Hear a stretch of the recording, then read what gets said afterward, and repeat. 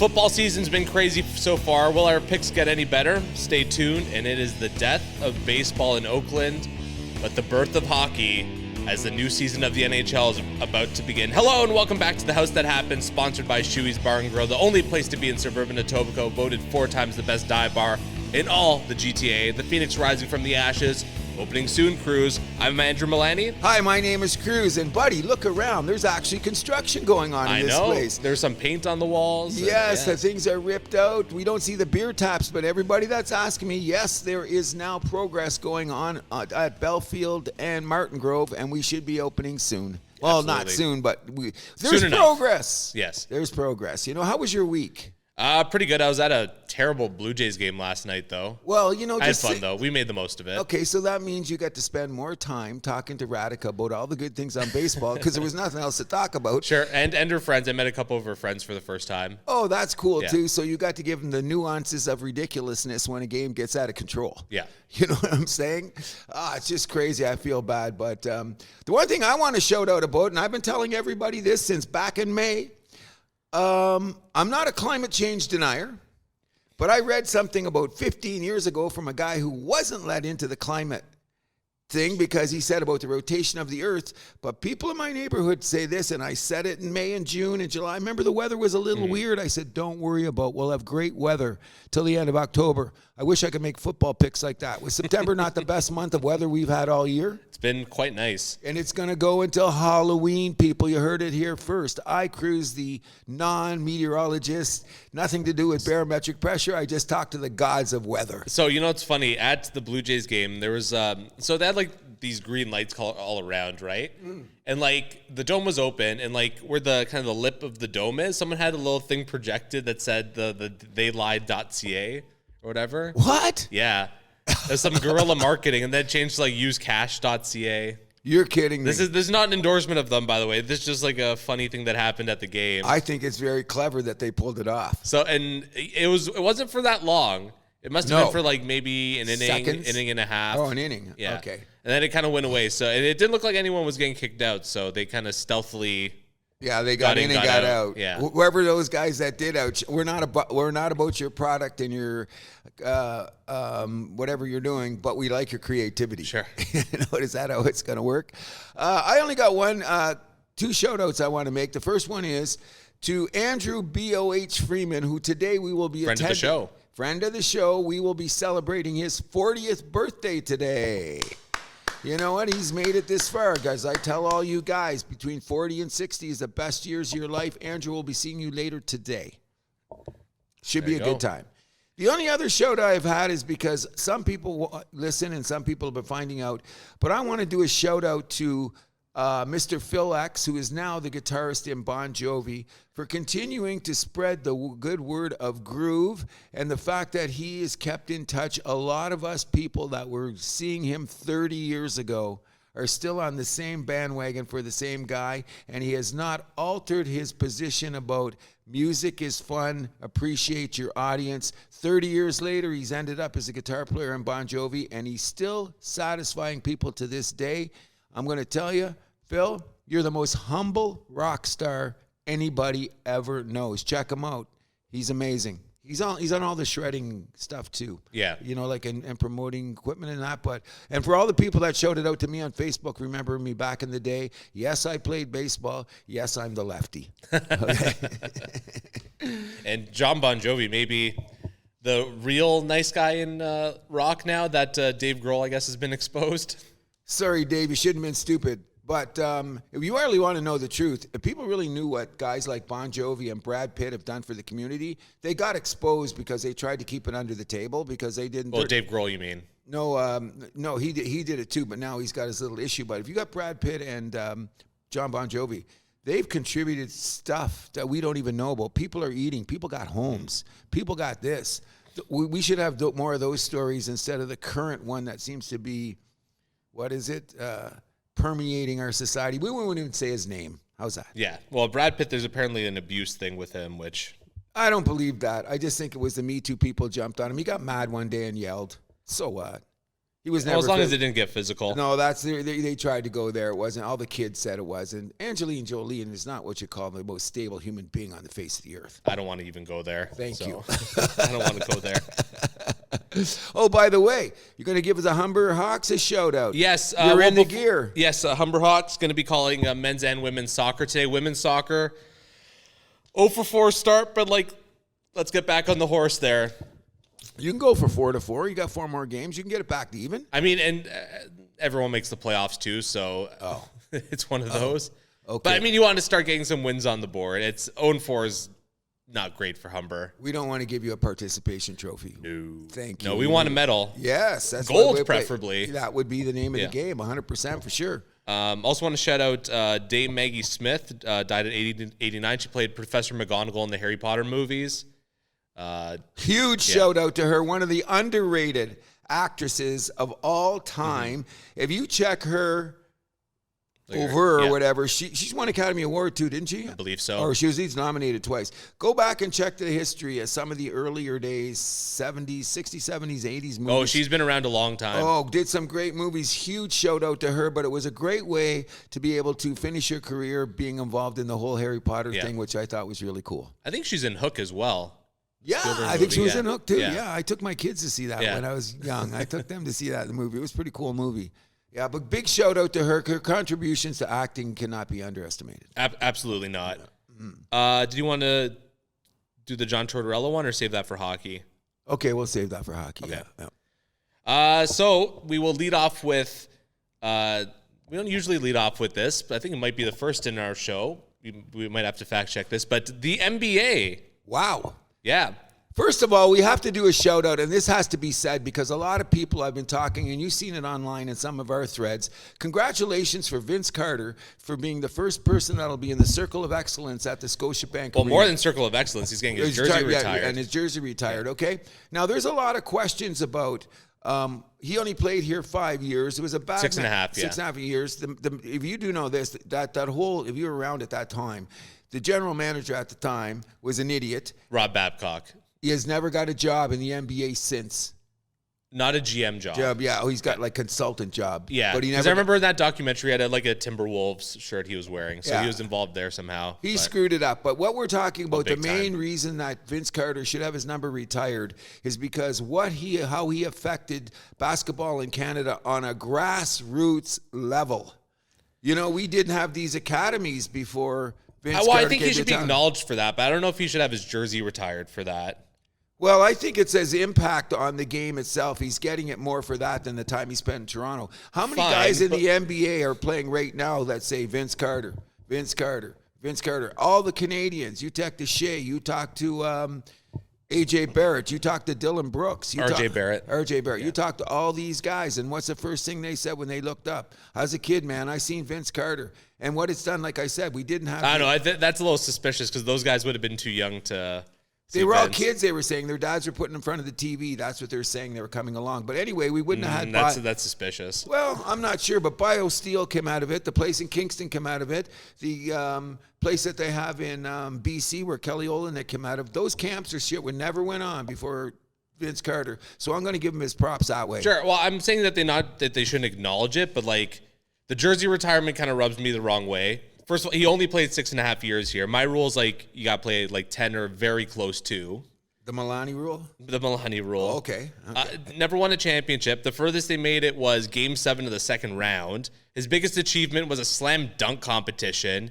He gave up on the team, stopped dunking, was telling the other teams what plays they were running. That's because of the management thing. Sam Mitchell went in and said, you take it on the fans? Well, no, I know it ended ugly, but Sam Mitchell will tell the story. He went in and said, I got this under control. Let's put the bullshit away, and we'll move forward. Babcock said, F you, and traded Carter the next day. Told Sam Mitchell one thing, and then did something else the next day. And how long did Sam Mitchell last after that? He stuck around another few years. Yeah, maybe 2 He or won 3. Coach of the Year in 07. And fired in 09. I know. Okay, so think about But that. he's still got a few more years after that. Oh, I love Sam Mitchell. He was good for basketball, too. So the debate is whether or not you believe, the Milani rule is he didn't get long enough. I'm just going to give him props. I just think it's a little bit of a Mickey Mouse move by the organization. to have a guy's banner hung that like never won a championship, never won an MVP. Got to celebrate something. They got the championship. So Wait for Kyle Lowry. Oh, yeah. Wait for Lowry and DeRozan. Those are the only 2 numbers I retire. What about Chris Bosh, no? No. Okay. Chris Bosh, that's worse than Carter. That was you ruined my punchline, sir. There was a lot of weird shit going on at the time, and I don't know the minutia of backdoor agents, and you know what I think of stuff like that, but we've seen the results. Yeah. You know? Like I've seen a lot of it too, where it's like people are like, oh, they would have gotten the way of the Vancouver Grizzlies if they didn't have Carter. I'm not so sure about that because Toronto was a much more well-run organization than the Grizzlies were. The history of the Grizzlies is abysmal. And I think if you didn't have Carter, like I think in an alternate universe, like Tracy McGrady probably steps up as the star for this team. The problem is, although him and was it Butch Carter? There was a bit of an issue there. Well, Butch Carter did some backdoor things. Like he tried to step over the general manager, and notice Butch Carter has never got a job in the NBA either. That's the way he was. He used to be on Tim and Sid. He was a regular for them when they were on the radio. He was a pretty good analyst too. Oh, very good. And his brother is Chris Carter. Oh, get out! Yeah, that's why they're so good on the air. They're brothers. A lot of people didn't know that. The thing is, Tracy McGrady. Have you ever seen him on those like retro shows they show on NBA TV?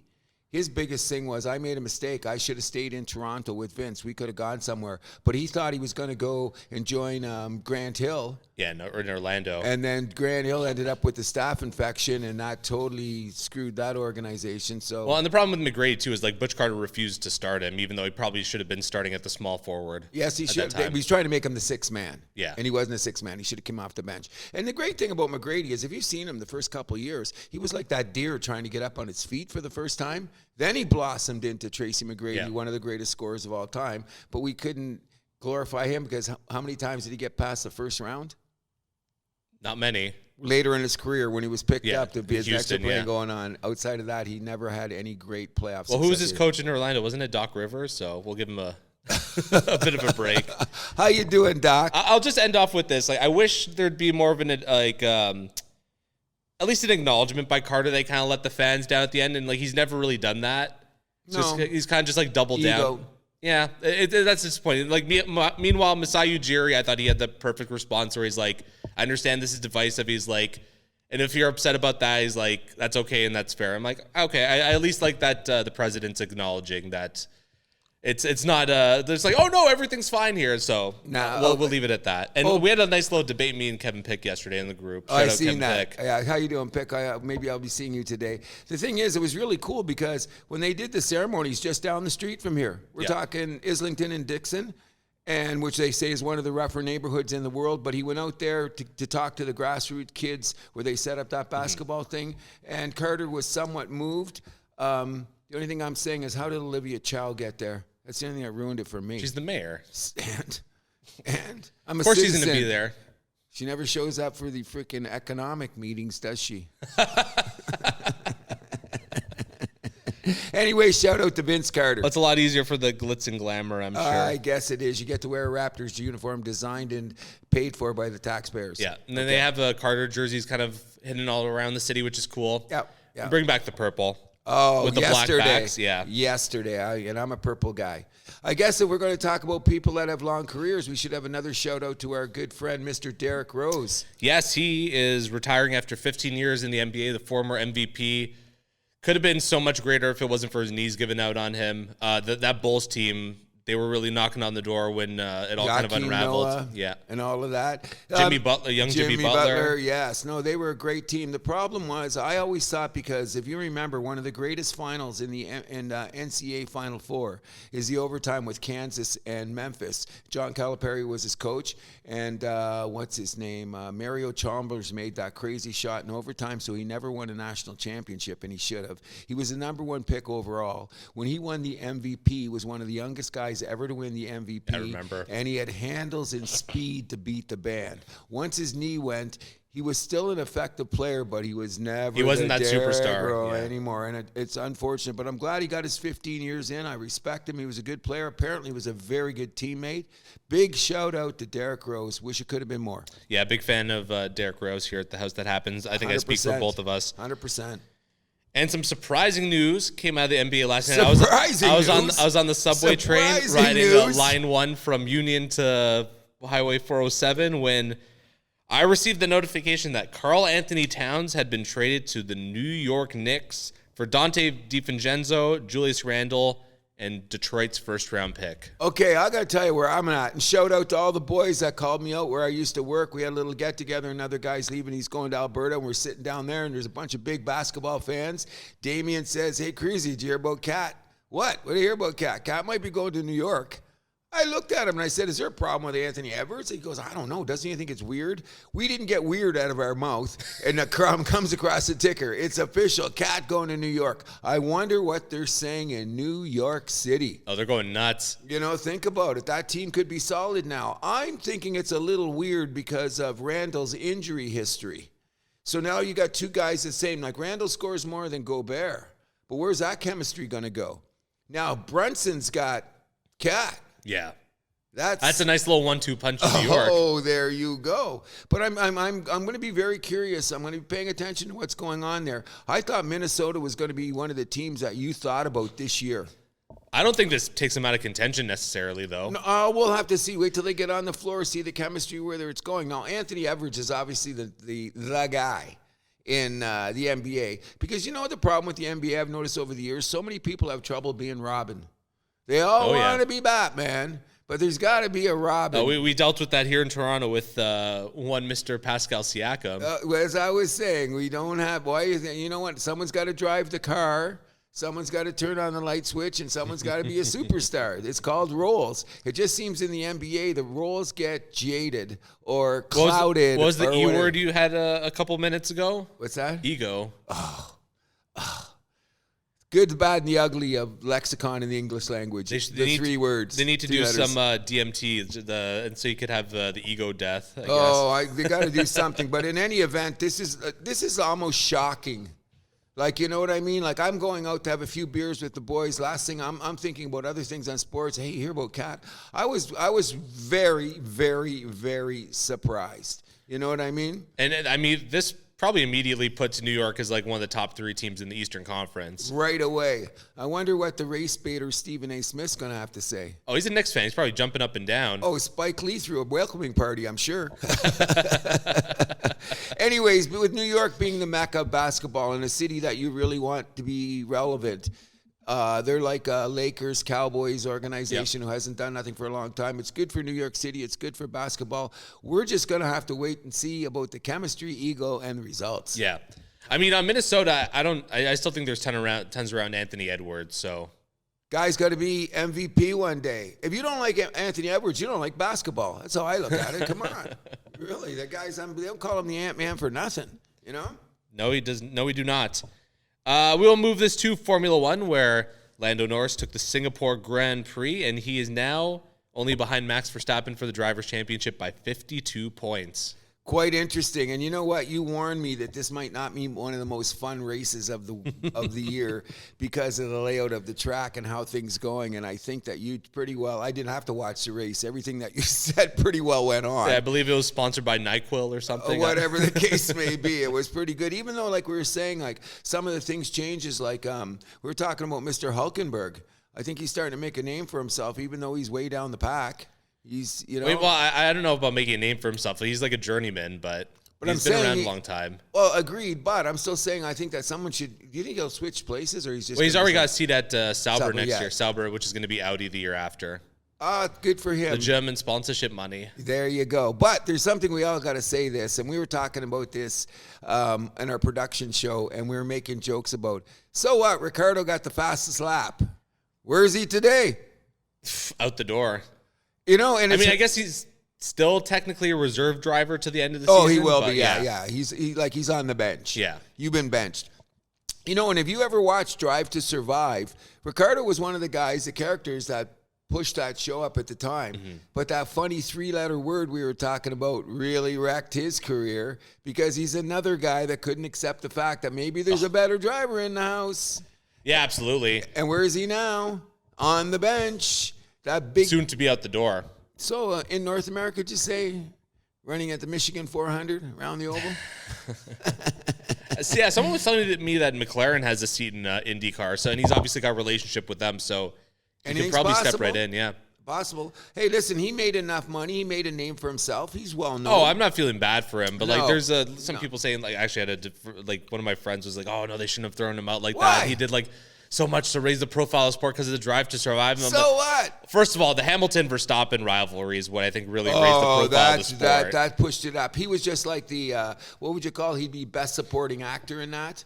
He had a little bit more role. I don't even know if he'd win. He'd be nominated. He'd be nominated, but that's what I'm saying. But that's where it evolved to. And I think the problem was Ricardo couldn't accept that because he was no longer in that picture being talked like that. And think about it from the Red Bull perspective too. Like this guy leaves one of the most like gone after seats in F1. He makes some terrible decisions. Goes to freaking Renault. Renault hasn't won since like whatever. They got lucky with Fernando 15 years ago, 20 years ago. And then now he comes back with his tail tucked between his legs, trying to earn that seat that he left behind back. Too bad, so sad. 2 words. Dumbass ego. Yeah. Could be the show. But I mean, definitely his ego got the better of him. Yeah. And he got bad management. And I remember talking with his horrible management. I remember that little interview on Drive to Survive where him and his manager were mulling over what his future would be. People go back and see that scene, and that's why Ricardo doesn't have a seat anymore. That scene alone, because I was all new to it, and I'm going, what's this guy talking about? But to see the evolution of what happened, just go back to that scene and put a little pin on it and say, Ricardo, that's why you're on the bench. You know what I mean? Yeah, he left the first opportunity he could, and like he took a crappy seat. Yeah. Usually I don't like when you do the wah-wah, but this time was appropriate. Anyways, he had a decent career. We probably in a year from now won't even know what he's doing. He'll be on Dancing with the Stars. I don't know about that. I think he's going to be around. He's way too popular. Yeah. Like, I think popular, and he's a decent driver. He's got skills. He's a very good driver. Yes. Let's be real. I mean, just because you're like mid-lower pack in F1 does not mean you can't cut another champion or other racing series. If he doesn't do Indy next year, I imagine he's going to do endurance racing because he's got Monaco. So I really can see him going for the Triple Crown. I don't know if he's going to get it, but he's going to at least try. Well, you see, what I tell the people, they say, Cruzy, when did you get on this F1 thing? You were never there before. I said, I discovered it because we like it. It's the highest level of competition. So I'm going to repeat this one more time so people will understand this. So they like, oh, who's this guy, that guy? Wait a second. How many billion people on the planet? How many seats in F1? Do the math, people. Ricardo had one of those seats. You must respect it. I mean, does that mean we have to respect Lance Stroll too? Okay, there's anomalies, okay? There's anomalies in the situation. Why did you bring up? He just kills the whole theory of just what I said. But hey. Go play tennis, Lance. Hey, well, listen, you know what I mean? Some of us are, what is the famous Pearl Jam lyric? He won the lottery when he was born. Okay? That's how it goes. Anyways, we're not going to have a race for about a month, right? Yeah, October 20th, I believe, is the next. Yeah, October 20th in Austin, Texas, the United States Grand Prix. I like that layout. It should be interesting. But what I'm talking about, and one of the things this week when I was looking by it, is the innuendo around engineering moves by each team now that they've got a month off. Oh, sure. With everybody looking over at Mr. McLaren and my good boy Zach Brown. What are you doing over there? I'm just tweaking. It keeps coming That's out. clever engineering, man. I said, hey, listen, if you ain't, I'm not saying, I don't want to use that word, but if you ain't that's trying. That's the history of F1 is like looking at the rule and being like, how can we get around this? And if you're not doing that, you're not trying to win. Yeah, you're a shitty Formula One team. You're Alpine. Yeah, exactly. But you know, like I said, I'm no expert. I was on and off the Zach Brown thing. He's just a character that you gotta, either you like him or you don't. I don't like him. Okay, and he's got no smooth edges. Okay, none whatsoever. And I'm just thinking what's keeping McLaren from really blasting through for more rep that they should be getting is the way they operate during a race. You know what I mean? Like sometimes with their drivers, their strategic moves. Yeah. We've seen it this year. They could probably, Norris could be probably ahead of Max if they freaking did things. If not very close. Or very close if they did things differently. But what it does is it adds intrigue to the rest of the season, which is why the reason why we'll be watching. So let's get to Texas, boys. Yep. So Leclerc is back behind Max by 86 points. Piastri's back behind 96. So still kind of a four-way battle, although a lot has to break Leclerc or Piastri's way. McLaren's up on Red Bull by 41 points. Ferrari's only behind Red Bull by 34 points now for second in constructors, so I imagine they're going to pass them.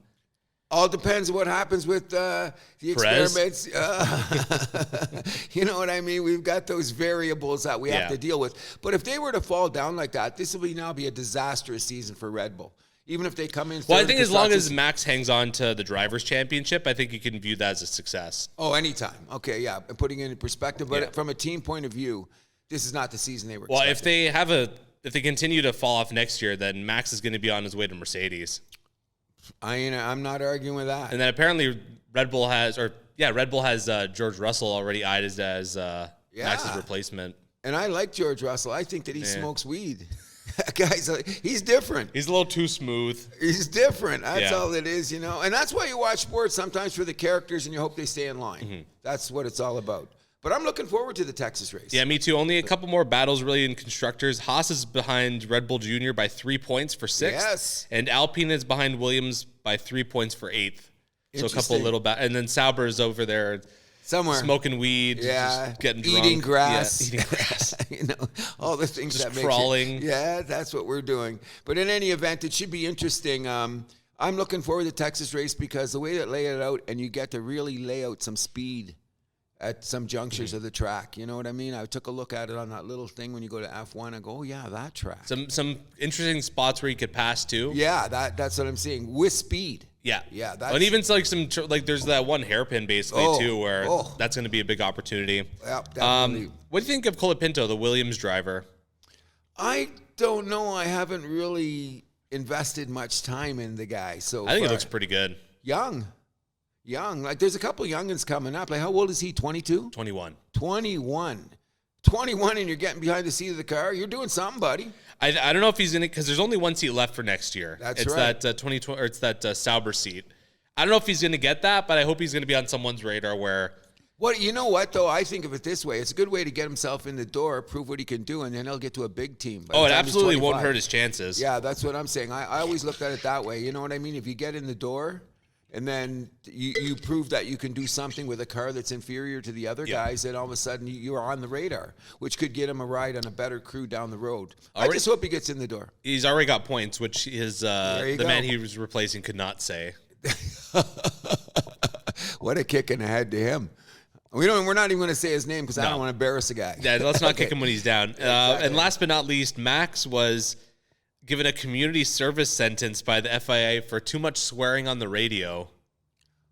When did it become PC in a Formula One when you're driving around a track with G-force for 2 hours and you're going to get a fine for saying a couple not a fine. This is more embarrassing. Of course. Because a day of community service. Come on. What's he going to do? This Go is clean up the rubber in the neighborhood on a track, sweep a street? Come on. I think this is ridiculous. Just the FIA trying to overexert themselves as the power in motorsport. We're F1. bigger than you, Max. Yeah. We're bigger than you. And they are in context of the infrastructure of F1, but this is one of your stars. But no one's watching because the president of the FIA. Exactly. That's what bugs me about sports, when those people come in and stick their nose in because they say there's something and they're really not. Don't fuck with the product. You know what the problem is, too, is Max is like, he's the type of guy that doesn't give a shit. He might leave F1 because of this shit. He's like, I'm done with this. I don't need the money. I'm going to race like rally car or whatever. And what's he, 27? Yeah. I'd like to see his bank account. He's not hurting. He's not hurting. He can do whatever he wants. And once again, don't say anything bad about Max in my house. He's turning into one of my favorite villains of all time. Can't wait to see him in a Bond movie. We will take this from Formula One to two of our favorites here in the house that happens. The Toronto Argonauts and Toronto FC. Argos, big game today. They got Montreal coming to town.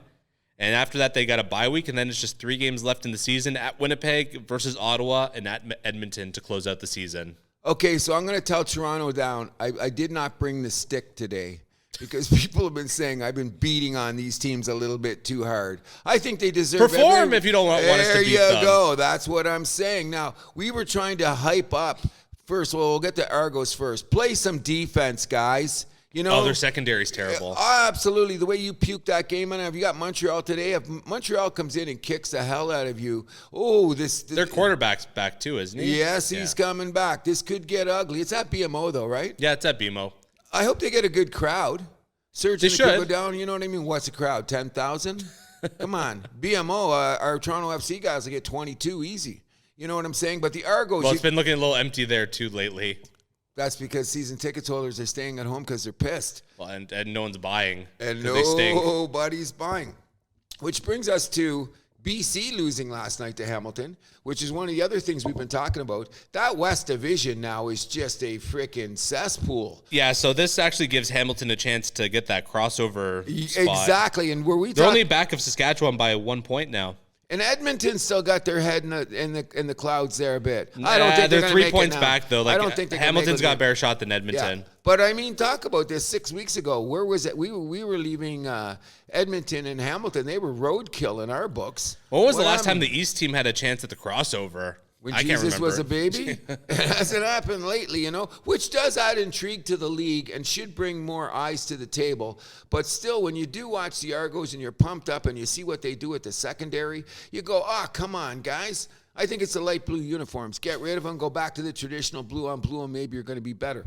By the way, Kelly has not looked bad. He is not the problem. No, absolutely not. He's not the problem, and the receivers are good, and they run the ball. Their O-line's solid. But then again... you can't just play one side of the ball and expect to win. Well, that's what I'm saying, too, because when you look at it from the other point of view, people have thought that BC Lions had the best O-line in the league at a certain point this season. Where are they in their O-line now? Losing to Hamilton last night is a disaster for them. Like, who's going to win that division now? Looks like Winnipeg, because they've won 3 in a row, poking their heads up a bit. They are 9-6 now. Mind you, their last 2 games against Edmonton, they smoked them 55-27 last night. Oh, I seen that. It's just that's a CFL, and it's good, bad, and ugly. That's all you can say. Anyways, we won a game this afternoon. We're still giving hope to the Argos, and I really want to shout out to the dedicated Argo fans in my neighborhood. A lot of guys my age rocking their Argos gear, and they're hey, I told them, listen, we talk about the Argos, you know, we are Toronto-centric, which brings us to our other Toronto-centric Well, hold on, before we change it over, the Hamilton-BC game, did you see the fourth quarter score last night? Stop it. Hamilton outscored them 18-3 in their own house in the fourth. It was awful. To force overtime. Awful. Yeah, and BC looked confused. You know, one of those times when the game's going a certain way and something goes well and the ball starts rolling downhill and you can't stop it? That was BC at their worst last night. I was shocked because, you know, the score was on the screen when we were out, and I seen the score, and I was thinking, BC's got this game. And as we're leaving, I look up at the score, and I see OT, and I went, what? What happened? And, of course, we can discuss how the overtime is played in the CFL. Oh, my God, that's zone can of worms. I don't want to open that. Okay, we'll stay away. It's goofy. That's all I'm going to say. Damn right. That's why everyone laughs at the CFL. Exactly. You know what I mean? Because it starts to look cartoonish. That's the problem. Like, wasn't 2 mini games? You start from the 35. Like, what is this, Pee-wee? Oh, come on. You know what? I was expecting them to pull out the orange slices before they started the overtime. That's what I was thinking. But it's a CFL, and we still want it to be branded and doing well. But, however, if it just takes a little tweak more, we can start thinking about that Toronto NFL franchise. It coming. It coming. Might take a while, but it coming. So now we'll move this to Toronto FC, where Vancouver beat Toronto FC in Vancouver on Wednesday to win the Canadian Championship.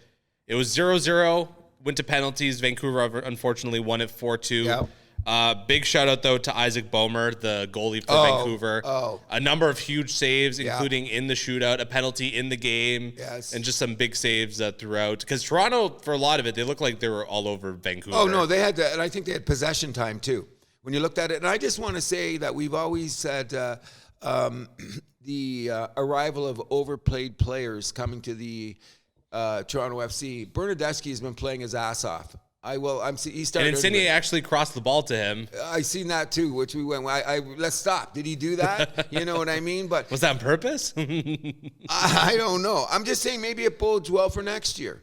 Get your act together, guys. You know what I mean? They've got players. They got a system, but there just seems to be tighten a few more screws. It's that E word again, ego. Oh, here we go. Maybe that's going to be the theme of the show today. But what ends up happening is it's kind of embarrassing when you look at a franchise like Toronto and the money that they can use on internationals, and they got more money than money.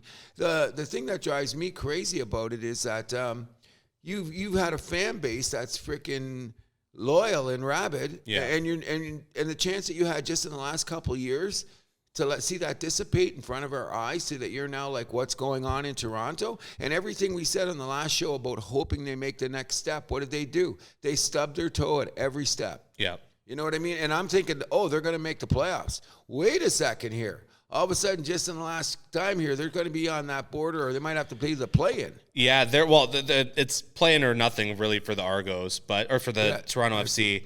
Because they are 5 points back of 7th, which is the last guaranteed playoff spot. Yep. But the problem is, all those teams below them, they're fighting. So Philadelphia, Montreal, Atlanta. I mean, Atlanta's a few points back, but still, they all have a game in hand. Yes. That doesn't really bode well. And I think that Toronto's schedule is tougher.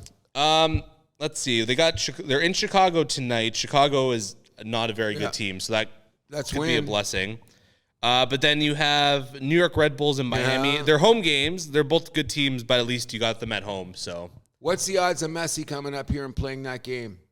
Slim. Thank you. So that bodes well for our chances there. The final game of the season. Okay. Does he play any games that go north of the Mason-Dixon line? I don't know. You started to look at it, man. He's comfortable. And he deserves that. He's earned his stripes. And I get away, but I'm just saying the hunger to see him in an MLS game here in Toronto is just, it's what you would say. People are soccer people would be anxious. Like if all of a sudden Messi's playing, that game sold out. Mm-hmm. Absolutely sold out, no problem. But then again, that's the marketing of the MLS that sometimes I question. Yeah. You know what I mean? You got a iconic player to improve your brand on this level, and the guy can't come to one of the biggest cities in the world to play a game to satisfy the fans here. Because Toronto is a big soccer town. 100%. You know what I'm saying? So in some respects, I wish that he would come here. I might even go down to see it, which I don't get off the couch too often to do, but it would be interesting. Be a spectacle. It would be a spectacle, absolutely. We'll move this across the pond to our European soccer roundup, where the news that really got my attention was Milan winning the Milan Derby at Inter for the first time in 2 years, a 2-1 victory. Milan's last win versus Inter was September 3rd, 2022. They had a 6-game losing streak spanning the Champions League semis in 2023, both legs they lost, and the Italian Supercoppa. There was a party after that. I seen some highlights. Them people partied. We won. I like that about soccer. You know what I mean? And you know what I was bringing up, and I've tried to research this because the wife told me, is there a game going on this weekend where there's no fans? I'm not sure what league. I think it's the English Premier League. Oh, maybe. I forget I think you're right. I forget. I meant to research it. I didn't write it down, but there's a game where they said hooliganism will not be part of this. Well, how do you get rid of it? Then you got no fans. What is this, COVID? Stop it, people. It's interesting that, a game on this level, this popular and worldwide, resorts to such stupidity. Oh, the hooliganism is strong in soccer, especially in Europe and South America. Oh, I don't know where it's worse, but I mean, that just takes away from the game. You know what I mean? Yeah. However, there was some interesting things did happen. Here it is. So Genoa, it's actually in Italy. Oh, it's the Italy game. Playing a home match against Juventus. And no fans. And no fans. Wow. That's a big boo. That's kind of like it was because of and I guess there was an incident at the Coppa Italia match. Yep.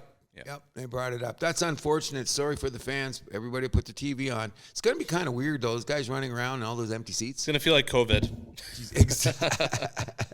But anyway, let's get back to the things that are more important. Yeah, so Atalanta lost 3-2 versus Como. Como, one of the bottom feeders of Serie A. It's a 2-0-3 start to the Europa League winners, so not a great start for Atalanta. Although they are still in Champions League, so better things could come. Man City loses their perfect Premier League record with a 2-2 draw versus Arsenal at home. That was a bit of a surprise. Good game, though. Yep. Very good game. The pace of the game was most excellent, but it still got Man City still on top of the standings, but it has pulled a little bit closer. And you know what I find interesting? There's a couple of teams, I don't know if it's Bournemouth, I forgot. Bournemouth? Yeah, Bournemouth in there. These guys haven't lost a game. Is it them? There's two teams that haven't lost a game, but they're in the middle of the pack. They got 2 wins, 3 draws. Brighton and Nottingham Forest. Yeah, Nottingham. Do you think they'll go anywhere? No, eh? I'd be surprised. But it's interesting they haven't lost a game. I always Yeah. say if you haven't lost, that's pretty cool.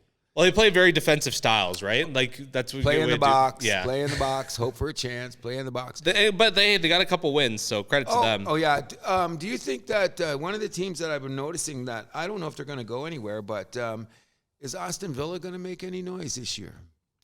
It certainly looks like it. They're third place right now. Yeah, like they have the Argentine goalie from the World Cup. Yeah, and they play.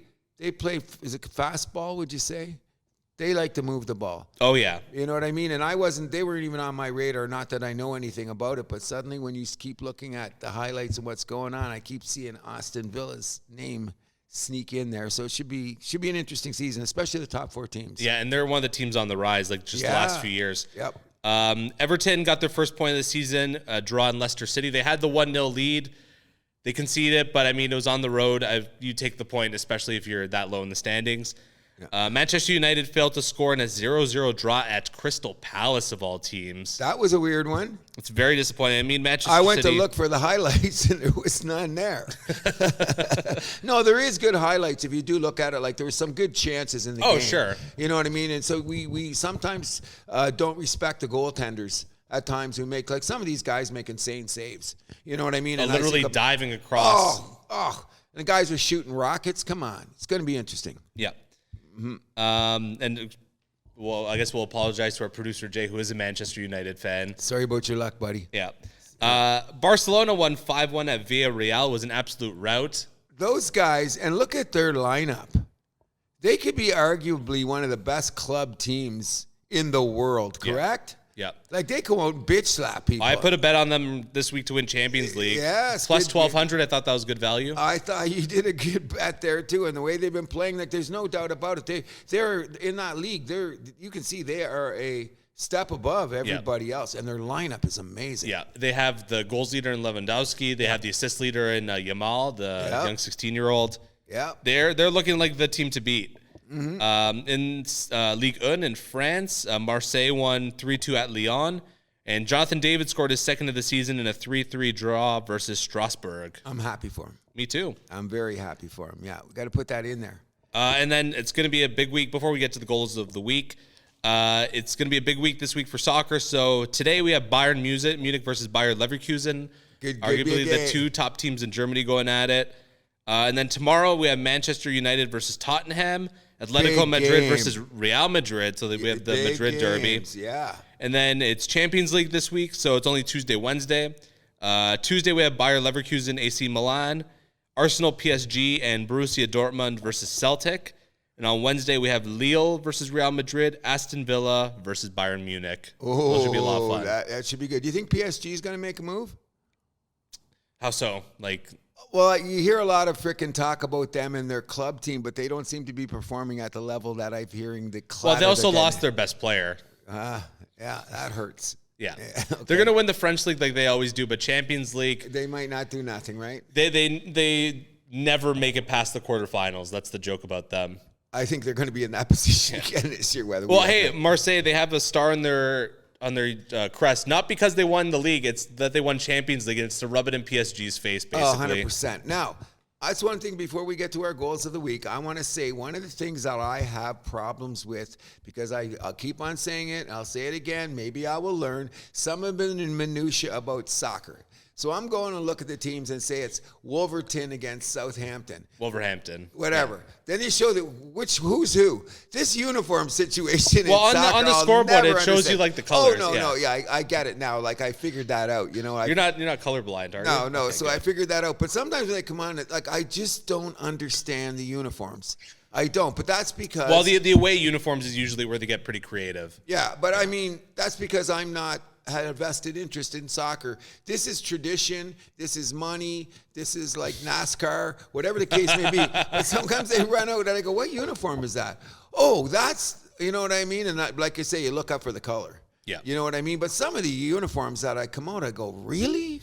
Really? What is that? You know what I mean? That looks like one of those advertisements I see in the football games in between breaks. You know what I mean? But money changes everything, correct? Sure. But because soccer, they have new jerseys every year, new uniforms every year. There's an airline I've never heard of on some guys. What team was it? I forget, was it in the Premier League or was it in the Spanish League? I think it was Spanish League. These guys are running around. I realize that's an airline because I live by the airport and I see those planes come in. I go, how did they get on a jersey? You know what I mean? Money. Money changes everything. Oh, the funniest was when the Angry Birds, the game, was sponsoring Everton on their shoulders. I thought that was hilarious, though. You know, my brother has one of those jerseys. Does he really? Yeah, he does. Hold on to that. That's just a fun thing. See, when I see things like that, I think it's kind of interesting. You know what I mean? Mm-hmm. Like, look what you're wearing now. When you went out on the thing of you're a Humber Hawk, you got the Hawk on there and stuff like that. Do I want to see Tide beside it and NyQuil on the other side? That's cool. I know what that looks like. But you know what that is? That's North American. Our way we've been brought up is different than in Europe. People keep forgetting. Go across the pond. Life is different. Everything doesn't shine out of the ass in North America, especially United States of America. Absolutely. So now time for our goal of the week. So there's 3 candidates for me. One was Robert Lewandowski, 35th minute at Barcelona's game at Villarreal. It was one where he was kind of falling backwards, landing on his butt. Can you see what I've written down on my paper? You have the 1-2? Lewandowski against Barcelona. That was a killer goal. So he got 2, didn't he? He did get 2 in that game. But that one goal was wicked. So it's not the goal of the week for me because the goalie was way out of position, but I'd like to acknowledge it. But what was he doing? Going for a coffee? Did you see when he was running back? I go, how did he get there? How did he get there? He mistimed his espresso break, I guess. Oh, 100%, because he was way out of position. You know what I mean? But still a very good goal. So it really came down to 2 goals for me. One was Darwin Nunez, Liverpool versus Bournemouth, 37th minute, corner of the box shot. I did have that down in my top 10, but I didn't get to my finals. That was a nice goal. I will say that. Oh, before we get to the goals that really matter, we got a shout out to the kid at Southampton. This Tyler Dibbling, 18 years old, got his first goal in the Premier League. Congratulations. You have to celebrate that. 18 years old, and he's gotten a goal for them. Congratulations, kid. I expect to see you for a number of years to go. Hopefully the first of many more. Okay, and what's your other goal you got out there? But for me, the goal of the week, Brian Mbeumo, I hope I pronounced that right, for Brentford. He was at Spurs. First minute of the game, across into the box, and a first touch right in the middle there. I thought that was beautiful. I thought it was too. It took a long time for him to decide because they were saying the offside thing. Remember, it counted, though. It counted, but that was a long delay into the goal. Okay, so we got that. So I'm just going to say a couple goals that really got my attention, and we can go on from there. Ricardo Calaperoni, is that how you say his name? He scored a great goal. I don't know, it was his Brighton. I think Cole Palmer's goal for Chelsea was outstanding. That's one of my ones. And Luis Diaz's goal for Liverpool. That might be my number 1 goal of the week. That guy's got freaking speed, man. He scored 2 too. And he's already had a few nice goals already this season. Yeah, but I will say, because I got my 4, Lewandowski too, but if we're going to boil down to it, my final pick would be all those goods. I just want to shout out our Man City guy, Helen. He just scores when he wants. I can't give him... Best striker in the world. Oh, God. And he got a goal that just looked like business as usual. So I can't say it was one of the goals of the week, but he put himself in that position. Put the ball in the net. It was great. But I'm going with Luis Diaz's goal for Liverpool because Liverpool is going to be making a lot of noise before the season's over. They usually do, although they are, I guess they're top second 4, place right now. So yep, top 4. My team, Chelsea, though, catching up after a rough start. Well, that's why I had Cole Palmer in there. He had a really nice goal. He's been one of the real bright spots for Chelsea this season. He was one of the goals. Like, I'll be honest. Him and Nicholas Jackson. Oh, like him too. I'm going to be honest with you. Remember I said yesterday I'm going to prepare for this? I couldn't write everything down that I seen because I spent an hour going around all the leagues, just watching what was going on, listen to the commentators talk about the history. It was a learning experience. And I'm going to start doing it every week if I'm going to be any kind of, which I never will be, but at least I'll be able to put my hand up and say, I know this much. You know what I mean? Yep. It'll get better, though, because we're still early in the year when all these leagues, they've only played like what? Well, I think, what is it? Germany's 1 game behind? Or not even a quarter of the season. Not even a quarter of the season. That's what I'm saying. So we still got a lot to go. Yeah, and Champions League this week, like I said, Copas, like the domestic cups are kind of just getting warmed up. That's going to go into overdrive once we get to the new year, so that's going to be a lot of fun. So why don't they put the games on TSN Plus? They want to expand the games. Why don't they put it on? I don't think they have the rights. Yeah, it's weird because now it's gone to TSN Plus, some of the Champions League games. Because years ago, they would be on regular TSN, but now... well, the Champions League is on, I think it's only on DAZN in Canada. Oh, really? Yeah. I do have that somewhere. I'll have to check it out. Yes. Anyway, good week for soccer. Keep paying attention, guys. And if there's anything else you want to know about your favorite player, just give us a note. Give us a shout. See what we can do. Yeah, we could do a little update on whatever your favorite club is. There you go. Wherever they may play. Thank you. So we'll turn this over to the world of golf. It is the President's Cup right now in Montreal with your buddy Justin Trudeau making an appearance. Don't ever say Cruz, Buddy, and Trudeau in the same sentence. Like, I won't be able to eat today. My stomach will be upset. Do not say that. Okay, your sworn enemy. Well, if you've seen it, and we're not a political show, but I'm telling everybody now, our country's in a weird place. Watch what's going on in the House of Commons while I'm home, and I checked it out for a couple of days. Our government was embarrassing. The rest of the world was watching what was going on. It was embarrassing. But let's go beyond that. Let's go on to the real thing, which is the President's Cup. Okay? Yes. So day one, USA up 5-0. People like I think that's basically like the kiss of death right there, right? But day two. Okay, so let's look how this went, people. Let's go to day one. First of all, people, if you don't understand how the President's Cup is, it's like Ryder Cup. Now the players get to show some personality. People get to yell. Did you see the exchange between Scotty Scheffler and what's his name? The Asian guy, Ben Am?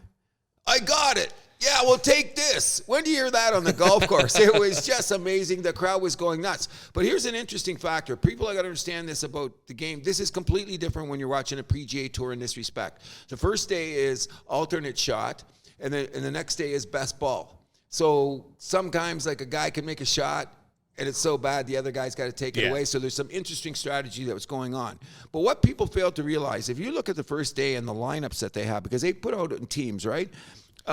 If you look at it the first day, Canada lost 1-up on 3 of the matches, which means that went to the 18th hole. Mm-hmm. Okay? And then they did get beat up and won in a 5-4 where Adam Scott and them got beat up. And big shout out to Adam Scott, who has now been on more winning plays than anybody in the history of President's Cup. He just passed Ernie Els for performance, is quite there. So there was something telling about the first day, even though they were down 5-0, because the matches were so close.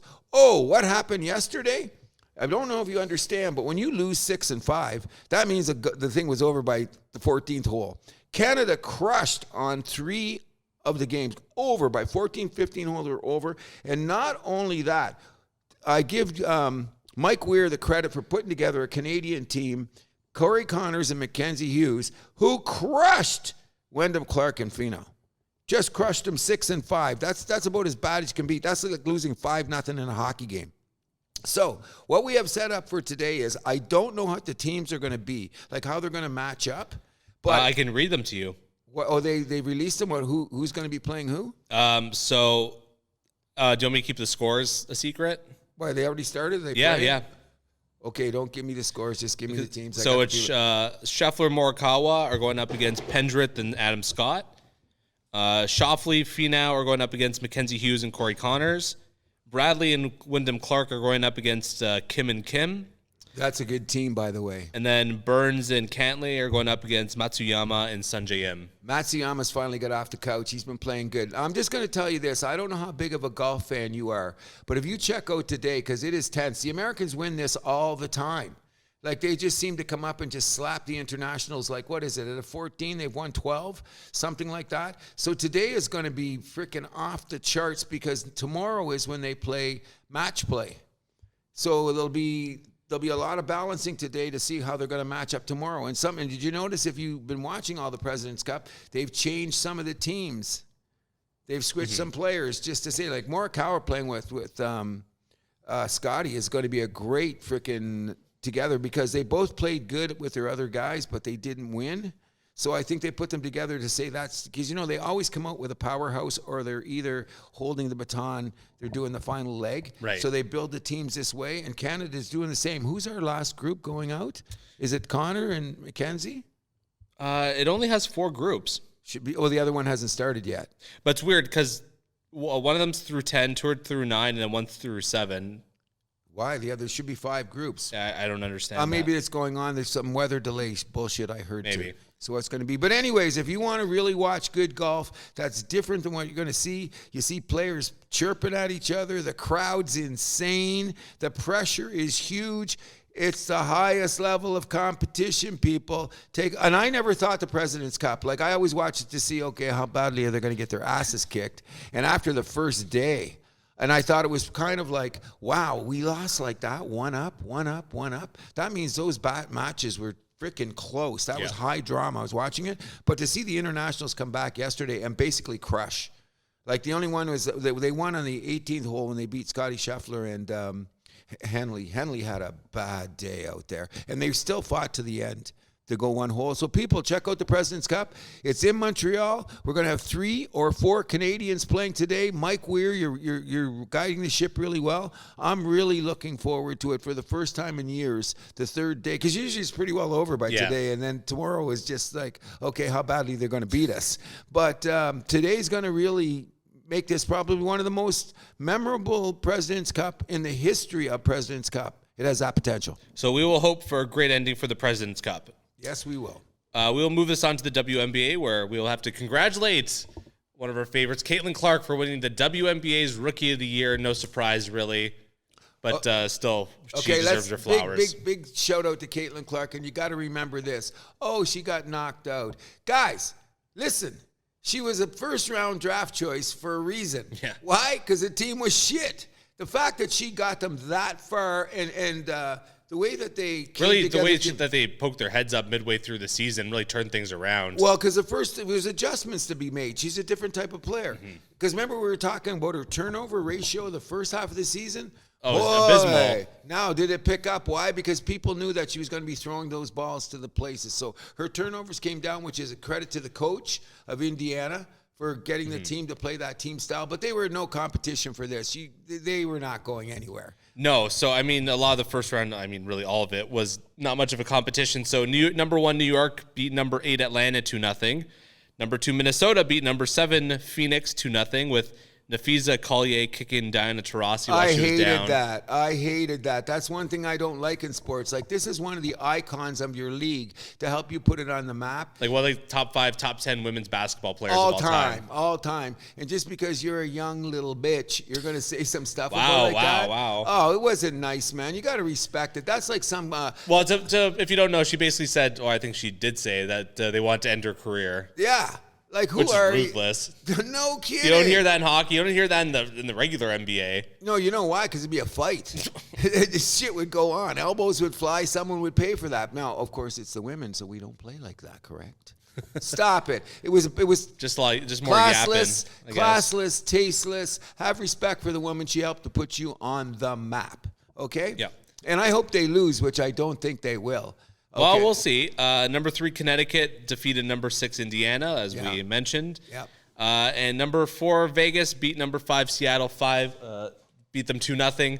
All 4 first rounds were a sweep. Thank you, and that's just the way it is. So let's just say, I think we've talked about this off air, the New York Vegas second round, is really the final. Yeah, exactly. That's the one we're going to be all watching. Of course, and I think that team, whoever's going to win. Now, I'm going to go with the Vegas having the Olympic hangover and maybe a little bit of the championship hangover, whatever the case may be, but they're coming to form. And Asia Wilson, just watch to see her play. She played one game where she couldn't make a shot in the first half. She sat down on the bench, put her hands up in her little, looking like she's from Thank you.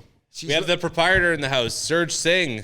And not only that, Serge, we're going to talk about that. We are doing a big shout out to this, Serge. We see construction going on at the only place to be in suburban Etobicoke, Shuey's Bar and Grill.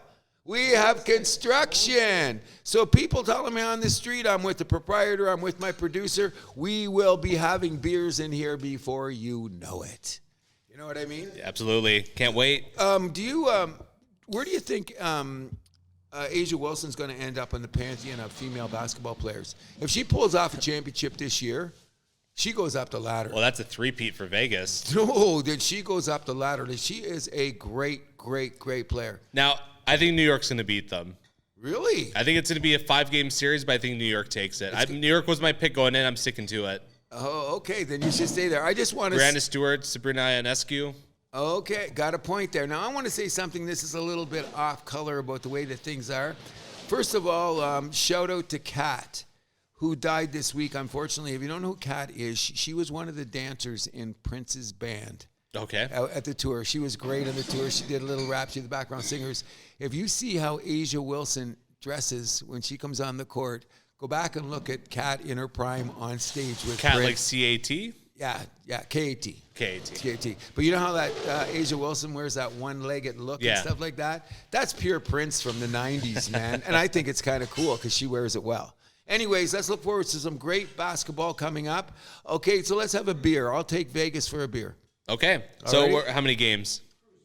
I want that. Perhaps maybe. Yeah, perhaps maybe. I'll give it a grab. I think it's going to go the distance. 5 games? I'm expecting some overtime, too. And you know what I'm expecting? I'm expecting some rough and tumble. Let's hope. Oh, Let's hope. Look at some of the players on the team. Got some Bulldogs out there. Anyways, keep the NBA, WNBA on your map because it is some quality basketball. Yeah. And the other semifinal, Minnesota versus Connecticut, 2 versus 3. I think Minnesota takes us in 4 games. I only hope they lose because what they said about Taurasi. Who do you think's taking it? Minnesota. How many games? 4. Okay, so we agree there. Yeah. So we're just off by 1 game, basically. There we go. One question I have for you is how steep do you think the ratings are going to drop off without Caitlin Clark? 30%. Yeah. 30%. Sounds about right. But you know what? Their numbers are still going to be higher because she's created enough interest that eyeballs are on it to see what's going to happen, and the quality of play has been great. 100% agree. You know, so I'm going to be watching because I watched this far. So what? Just because Caitlin's not there, I'm not going to watch it? That's ridiculous. You're watching the game, even though what she's brought to the table cannot be underestimated. Mm-hmm. But if we've gotten this far, just because she's not playing, we're not going to watch? Like, you know, that's like going to the Stanley Cup final and McDavid couldn't make the game, and all of a sudden you're going to say, well, I'm not going to go watch it? Stop it. You know what I mean? I mean, it's how it goes with a lot of hockey fans in this country. Okay, you know what we're going to do? We're going to find out what the numbers are, so we're going to report to it what the drop really is. Because I think there's going to be a drop-off. It's going to be a little bit murkier, though, with, like, streaming numbers because they don't release those. Okay. So, I mean, we can take a look at it, but I don't know how accurate it's going to be is my point. Okay. In any event, good luck, girls. Good luck. We'll move this along to hockey. This is the House of Hockey, the house that happens. And a big shout out to the OHL, which began play on Wednesday. And we got to find out how Zach Zandu is doing in the Detroit Red Wing camp. That should be I think he got sent back to OHL. Yeah. Well, he's a little young, but he got the experience of being up there. Yeah. But the OHL starts on Wednesday already? It started already. Wow. This week it started. Wow. Here we go. That's the future of our hockey, people. We got to go catch a game in Brampton. We will be. I'm working on tickets. Nice. I don't know if I'll be a Brampton fan, but I'll go there for just the quality of the games. Sure. You know what I mean? You know it's always cool when you go to a game, though? There's 2 things I like, and people think I'm nuts. Well, you're a Windsor guy, so that's going to be your ride or die, I assume. Oh, yeah, of course. Spitfires, let's go. And they rebuilt their team, so they're going to come back because they're on one of those things where they get up there, lose their players, rebuild. Spitfires, we're there. But you know what I really like about hockey? And I was telling somebody the other day, and they said it sounds kind of weird. But you know what I like when you go to a hockey game? You may say this is stupid. I love the smell of the arena. And I like the sound of the sticks and pucks clacking against the boards. Like, you know, down close, I love that smell and that sound. That's hockey, You know what one of my favorite sounds is? Like the puck going off the post. Oh, that ding. Yeah. That's great. That's just so cool. It gets your attention. Your ears go up right away. Ding, what was that? You know, it's kind of cool, but I do. It's like when you may hear the you know what I mean? And that smell of the ice and the Zamboni and all that, that's hockey to me. And you can go into a rink down here at Wood, what was it? Wood here, or right next door at Canland. And you go in, you get the smell, you get that sound. It's just so hockey. I'd like to say it's so Canadian, but it's probably like that in Finland, Russia, Sweden. Minnesota, you know what I mean? So, but that's you know, you love a game when the nuances like that stay in your back pocket. Well, I just love sound, so anything. Oh, me like too. The music is life, guy. So when I hear that, and sometimes I want to hear, is there any percussion in that? Click, click, click, click, click, click. But anyways, we'll get on. I just want to say one thing about the whole Toronto, because I'm going to do my quick Toronto Maple Leaf report. Let's hear it. William Nylander and Austin Matthews are not hurt. Okay, I don't care. That's music to my ears. Okay, I don't. It's like the same thing, people. Don't get fooled. I mean, Nylander had that weird bump up, and then there was a little slash on Austin. They went out and played the first game at the preseason, which was sold out. That's for the company, the fans, blah, blah, blah. They're not playing for the rest of the year because, they're going to make the team, and they don't want to be out there getting swung at guys that are going to play in the Eastern Hockey League by December. Well, and Berube shut down the seriousness of the injuries right away, too. Well, of course he did, but, you got to put it in there for betting purposes, people showing up, all that bullshit. They will not be playing for the rest. Got to worry about people showing up in Toronto. Oh no, but I'm saying they're not. They're not playing for the rest of the preseason because they don't want to. Well, probably until the last 1 or 2 games they get back in, because those are when you pretty much play your regular lineup. I agree, but what they're doing down here in Etobicoke at what's the center? Ford. Whatever that center is down here, Etobicoke, not from Briar. Those scrimmages are just as intense as you're going to get in the preseason. And so I think that Austin and the way that they're forming lines are going to do enough down there at that center that they don't need to do it in preseason. And why would you want to put out one of your bell cows to get hacked by a guy that might be playing in the Eastern Hockey League by Christmas? Come on. I'm not putting him out there. That's crazy. Now, what'd you make of the Toronto media overreacting to the opening game loss against Ottawa? I believe the reporter asked Berube if it was time to panic. Okay, we have not found out who that guy is. No, I tried to look last night. I tried to find it too. I couldn't find him. Whoever you are, you get demerit points. You got to stay for detention. Were you looking for clickbait or were you looking for a quote? You're an idiot. We're talking preseason, first game, and what did you use? The P word? Yeah. You're a putz, buddy. That's what the P word is. You're a putz. I was searching for another P word. I'm glad you found you're one. A putz. That's what it is. The P word stands for putz. I can't believe that, but that's a pathetic putz. Let's go double P on that, you moron. But that's how it tells you the intensity of interest of hockey in the city of Toronto. Same way in Montreal. They were carping like crazy. We win 5-1. 5-0 in a preseason game. St. Catherine Street's all getting lined up for a parade. Then we lose the next game, and what's wrong with our defensemen? I had a ferocious argument with a guy last night. We made a bet on it. The first thing we bet on, and Lane Hudson, Rookie of the Year? Not yet. Okay. Not yet. He's one of the betting favorites. I think he's got the third best odds. Have you seen him play? I've seen his numbers in college. Oh, you've seen him play on the ice, though. Have you seen him play in preseason? That guy's got poise.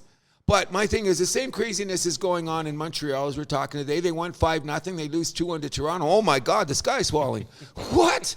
You know what I mean? It's insane, the level of scrutiny that goes on. And we're still 10 days away from the league. I know. And it's if this was the last game of regular season and your A team is losing to Ottawa's B team, okay, maybe there's a little bit of reason concern. Panic is still a very strong word for that. Especially coming from a putz. Okay, come on. You know what I mean? Exactly. It just drove me nuts. But I'm going to tell you this. I'm kind of disappointed that Easton Cowan didn't show me more. I don't think he's making the team. And remember, but that's fine. I'm fine with that. He's still young. He's still young. But remember me, I was saying, well, he could be one of the guys. And Minton's hurt. I was not. I was looking at their cap situation. I was like, I looked at Puckpedia too, and Puckpedia said, Cruz, stop it. Okay. You know what? It's the defining factor, right? Like, whatever you're thinking, go to Puckpedia. Okay, Cruz, shut up. It's not going to work. Because you think about all these things. Oh, they could do this. They could do that. Oh. $8 million over the salary cap. Yeah, no. $6 million over the calorie. Cruz, that theory's not going to work. I'm going to be interested in seeing who they cut on some of the teams. Well, the Leafs have to make probably huge a couple moves. trades. Yeah. So Connor Timmins is the one that everyone suspects is going to be on the way out, and then it's either going to be Yarncroke or Kemp, who is also. I think he'll be Kemp go first because Yarncroke's getting too much time in the top six. And he kills penalties. So I think he's more valuable to the team. So there is something going to shake. And I hope Nick Robertson's not part of it. No, I don't think he will be. He played the first preseason game with two guys with both had left hands. Mm-hmm. And they couldn't get the puck to him. And he was flying around like crazy. And he ended up scoring the winner the other night. Nice goal. So I think he should get more. Even if he gets third-line minutes, give the kid a chance to play regular minutes and see what happens. What is he in the top 10 of even-strength goals last year for minutes played in the NHL? That's got to mean something. Analytics people. Come on. I just hope this coach gives him a chance to do so. It doesn't have to be game one. It doesn't have to be right away. But, if he plays well, let's see what he can do with the big boys in the top six. So anyways, we got into a good hockey talk last night. About 8 or 9 of us are talking about hockey. And then as soon as said people were at the table, found out I was a disciple of the Montreal Canadiens, the conversation changed really fast. That's how it usually goes. Almost banished.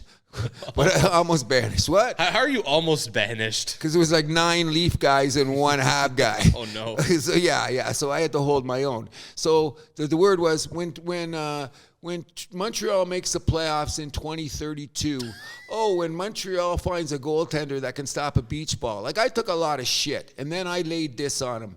I want you to go around the league, and one of the guys that really knew his shit, and he paused for a minute. I'm going to say, look around the league, and how did Florida win the Stanley Cup last year? Let's talk about the back end size and movement. Did you see Let's talk about Florida's top 6. Okay, well, that's a little bit good too, but I'm just talking about your back end really helped them to win that defensive core, okay? So let's just look at the Montreal Canadiens, except I think the Dallas Stars and maybe Florida. If you just put it for a size, like height and weight, we may come in with the biggest set of defensemen in the league this year, which doesn't mean anything yet, but all these guys can really skate and hit. So we're going to be one of those teams when you come over the blue line, keep your head up. And I don't like to say that we're going to be headhunters, but we got Aberjackie. We got a couple other guys. You know, they're going to be running people into the board. So what's the worst thing that can happen is we develop 6 guys. All of these guys, one guy's 26, the rest are under 25. The kid from Finland is only 19. I'm not sure he's going to make the team, but he looks solid. You mean the Austrian kid? Is the Austrian kid. Reinbacher, the guy you drafted last year? Yeah, he looks good. I don't know if he's going to make the team. No, I think he's too young. Going back to Laval? Yeah, but he's poised. I think I'll give him there, so playing more with this kind of North American style hockey. But he doesn't look lost out there, which is really cool. And we got our boy Lane. Yeah, Lane Hudson. You know what I mean? Looks like he's going to start in the second pair for Montreal. The problem is, and I'm going to keep saying it, I told everybody last night, and Serge, if you can hear me, when we start the season and Matheson and Savard are both going to be sitting on the bench, Last season you loved Savard, though. What happened? I don't want Matheson. I still love Savard in the dressing room. But if you're going to develop a team and go on, I'm going to say by game 20, Savard's going to look like the slowest defenseman on our team, which is saying a lot because he is a good player and he kills penalties and he's good in his zone. But I'm saying where we've built with Hughes and what he's done, let the kids go. If you're saying we're not going to make the playoffs, then let them play and let's see what happens. And I'm going to go back to my theory of losing the most one-goal games in the NHL. It's the Montreal Canadiens. Like you say, it doesn't matter all the time, but if we could just move that percentage up, where are we going to go? Which is we're going to talk about the previews next show when we're going to get it because everybody asks me. Next Monday we're going to be recording that. Thank you. And what everybody with the big tacos last week, everybody put in their 2 cents about the 8 teams that are going to make the playoffs. Some people are not. So who is Montreal or Detroit or Ottawa going to jump to get into the playoffs over teams that made it last year, which we will leave for when we do our hockey preview. So I'm going to have to eat my words, Cruz. Really? Yeah. So, as you know, Jeremy Swayman, he is still out there as a restricted free agent for Boston. Toronto should make a play. Woo! I'm going to mark this on the wall. Give him the money because it would make up for a lot of wrongs done in the past. This is a goalie that you fucked over. Yes. You told me you were going to draft him and you did not. Yeah. And now every time he plays Toronto, he's a man on a mission. Let's make this right, Toronto. Let's go after one of the best rising young stars in the league and give Toronto the goalie we haven't had in 20 years. Mrs. Milani, did you give your son an extra espresso this morning? I had a double this morning. Okay, I got it. I know what you're saying. I know what you're saying, too, because and it's weird, too, how that's sitting out there because now they're saying... Because he wants the full 8-year deal and Boston does not want to give it to him. Oh, no, they're not going to give it to him. No way. And then they've already let Allmark go to... Ottawa. So I'm saying finally this is the year that Boston might come back to the pack a little bit. We keep saying it every year. They still have Eunice Corpusalo and they have a young goalie that they could call the other as guy well. that was tearing up in the AHL. Yeah, so that could be there, so we're not going to say it. But that's an interesting take on your part. And I bet you a lot of people listening to the show today, you just perked their ears up. They're going, well, you know what? But I mean, Walls look good and they got Buddy. Stolarz. And his numbers look good. So the problem with your theory is, let's go to Puckpedia. Okay. He's going to want $8 million. Go look at Puckpedia because that's come up. When they look at him and the lineup, someone's got to go. Someone's got to be traded or someone's going to cut. I think that this year, all around the league, I can't wait till cut day. I can't wait. It's always chaos. All the players going on waivers. But, there's all those contracts out there. There's like Nick Robertson situation that's going on with other teams in the league too. So what are you going to keep the young guy? You're going to take the low salary? You're going to try to dump some cap, make some cap room? I don't know. But this year could be very interesting because the top teams are the top teams. But those people in the middle that are trying to make that jump right now, it's going to be interesting. And there's going to be guys there that right now that are playing in camp that are going to start on another team. Yeah. You know how that works. That's coming. There's 3 or 4 guys. Yeah, just because you're on a PTO with one team doesn't mean you can't sign with another team. Oh, that's what's going to happen right there. Shout out to Max Pacioretty for keeping the 67 on his back. Yep. That's cool and gang. He's looked solid since he's out there, but it's still only preseason, so we're going to figure out that what's going to go on out there. He's still got the scoring touch. That's all that matters. And he's skating really well. A couple other things going around the league I guess you're going to bring up in a minute, but one of the best things that you told me, and it could be him talking out of the side of his face because he is a Jewish lawyer, and I shouldn't say that, but the expansion talk kind of they threw water on the coals.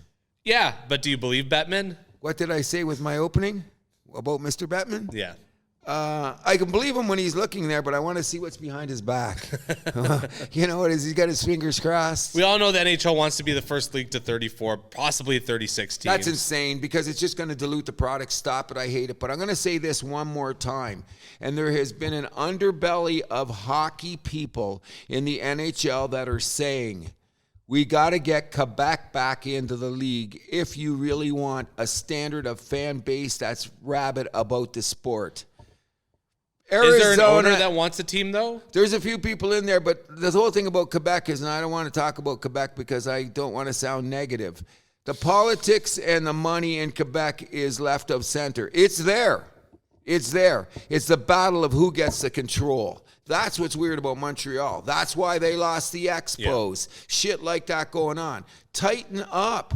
You know what I mean? And what's bad about French? You know what? Our government's being held up right now because you know what the French said? Hey, Trudeau, we are all equal, except for Quebec is more equal. Suck our dick and we will keep you in power. That's the problem with our world today, and that's how Quebec thinks. And if you think that's what's going to impede your possibility of getting an NHL franchise, because the NHL doesn't want that politics. They don't want all that bullshit. They want somebody that's strong, set up. The fan base is there. The arena's there. The tradition is there. So I would really I'd get to hate them just like I used to. That's what I want to say. I'd love to hate them because you were too young to see those. Oh, yeah, they moved to Colorado when I was 2 years old. So. Okay, but if you ever seen, and your mom will tell you that, if you see those. I've seen the Good Friday Massacre. I've seen the 1993 first round series. Oh, yeah. These guys, when you went at it, it was must-see television. There was a lot of things that went on in those series that wasn't necessarily hockey-related. Oh, I bet you weren't drinking any O'Keefe's beer. No. Strictly Molson. You got that's right. And keep that out of my house. You know what I mean? I was one of those guys. And you know what? Even though I hated them so badly, when they left, it was kind of sad to see that rivalry to go. But what was even worse, that St. Patrick ended up playing in Colorado on top of it. So it was like a double slap. You know what I mean? But that's, again, bad French people doing bad French things, and you lose one of the greatest goalies of all time. I hope Quebec gets a franchise, but in my opinion, and I want to stay on record like this, I want extraction. I don't want expansion. You know what I'm saying? Maybe in 20 years, we'll see. I won't be alive. Some more news around. Don't say that. Okay. Just stay active. You'll be fine. Good. You play baseball or softball. Yeah. I might be joining a team next year, by the way. Good. So a few notes around the league. Rasmus Dahlin got the C in Buffalo. I thought that was well-deserved. Top 5 defenseman in the league? If not, then very close. Very close, right? Yeah, I thought he deserved it too. All-around D, former number 1 overall draft pick. Yep. Cole Perfetti finally signed his 2-year extension worth $3.25 per in Winnipeg. And Logan O'Connor got a 6-year extension worth $2.5 with Colorado. If he keeps it up as like a third line guy, I believe he plays penalty kill too. Yeah, kills penalty. It's great in his own zone. I find all those contracts are interesting because they give them a couple years and stuff, so if it doesn't work out, they can exit them really quickly, and the numbers look good on Puckpedia. Yeah. Yeah, that's what's really, really cool. I think Winnipeg's in a weird position. Very weird. You know what I mean? Like I'm not sure they're going to make the playoffs this year. After having the season they had last year, like there just seems to be like in the dressing room, within the management, who you keeping? You got a great goaltender. What's going on? Perfetti's a star that's on, or like a talent that's on the rise, I should say. On the rise there, but there just seems, you know what I'm saying? There seems to be a boogeyman in the room or something. Like, let's see with the start. Yeah. Give them 10 games to figure it out. But Winnipeg, and I always yell out to the people of Canada to keep their team, but Winnipeg, and they have a small defense core, if I remember correctly. Little guys. Yeah. Very fast, but that's like the Dallas defense. And you know what that does? Dallas Cowboy defense. But no, I knew you were going there. Yeah. Okay. They should be called Alice, not Dallas, no D there. But another interesting situation is the Demko situation in Vancouver. Nobody's telling us what's going on. That's a sad situation. Yeah. And then you informed me today that the Doughty situation in L.A. Out month to month with a fractured ankle. God. That's terrible news. Awful, especially at his age. Come on. So I hate when you hear great players that could have a real impact on the game. And now we haven't even started the season, which is going to affect those teams some way, somehow. And this is news that kind of runs deep in the Mullany household. Like my mom, like Drew Doughty, that's one of her favorite players. Oh, one of my favorite too, since the London Night days. You know, and when he first made Team Canada, the whole night. Well, yeah, I think my mom. That's when he caught her eye. Of course, great 2010 player. Vancouver. First ballot Hall of Famer, baby. Has to be. Yeah, has to be. You know, anything else around the league that caught your eye? John Gibson on Anaheim out 3 to 6 weeks. Oh, that hurts. But then Anaheim's not doing anything anyway. Still, you're starting behind the 8 ball with your top goalie out for a month and a half. And a team that's going nowhere anyway. So, does this give the opportunity for me to give my shout out? Sure. In any event, whatever you say about John Tortorella, brash, big mouth, great coach, the soundbite king, whatever you got, whatever your opinion, however you want to think, it doesn't matter right now. This guy did the classiest move, and almost puts a lump in my throat, that he invited out Johnny and Matthew Gaudreau's dad out to work on the practices because he was a coach in the lower level and shit. I thought that was a tremendous move by Tortorella. That's next level class. That's like, how do you get over this situation? You don't. But you got to find a way where life moves on. I know. And the fact that he did that brought tears to my eyes. Yeah. You know what I mean? But John Tortorella, Mr. Gaudreau, my heart's with you, but the fact that someone gave you the opportunity to get back into something that's been your whole life and now that you lost, beyond class move. Yeah. Tortorella, class move. Big shout out to John Tortorella. Yep. And one thing before I forget, Ryan Johansson is putting in the NHLPA, I guess by extension, putting a grievance against the Philadelphia Flyers for terminating his contract. Which goes back to, it wasn't anything he did off the ice. Well, not maybe what you're thinking of, but it all came back to the trade deadline last season. Traded from Colorado to Philly. All of a sudden, he was too injured to play when he got to Philly. And now they terminate his contract, right? And that's where the grievance, because they were like, oh no, he actually was injured, but like... He's not in camp, is he? No, he got his contract terminated. That's what I'm saying, but he's not. He's skating at a pond in his neighborhood, right? Sure. Wonder what thing's going to happen to him this season. Someone going to pick him up? I doubt it. He did not look good in Colorado. No, but he's a serviceable player. Yeah, but I don't imagine many of the top teams are going to be calling for his services.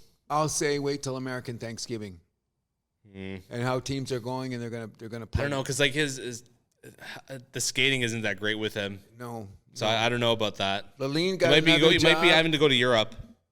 Well, a few guys already signed in the KHL. Don't you think it's weird when you hear guys signing the KHL with what's going on in the world today? Money changes everything. Guys need bread. Yeah. But I see some of the signings. I see KHL, what? I'd rather play in Switzerland or Germany if I had the choice. But I know former NHL say that, and even in Italy. Yeah. Everyone says because... Italy, the competition's a lot worse, though. Yeah, but the bottom line is the lifestyle, the groove of the countries. I've heard from a number of NHL guys said the experience of going to Italy, going to Switzerland, they said it was amazing. They said they were glad to have the opportunity. Just for the say that there's same passion about hockey over there as here. It's just that the what's going on the street level is a little bit different than it is here. But it's still hockey is hockey, right? Exactly.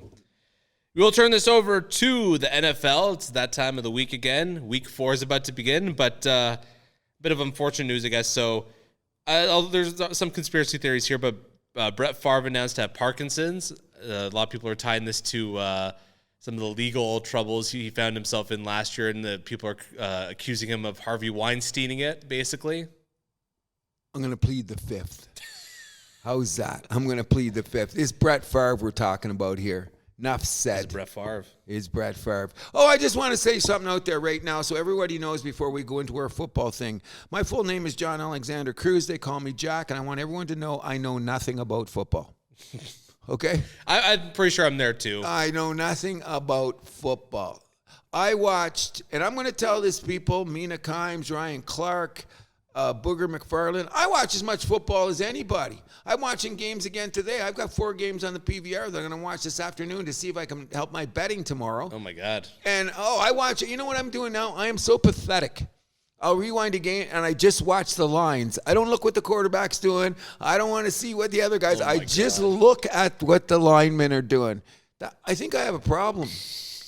A friend of mine said, what are you doing? I said, I'm watching the line. What line? I'm watching what those guys aren't doing nothing. What? You don't know anything about football? That's everything. O-line, D-line. So I've been just watching. The trenches. I just watch and rewind. And what did that guy do?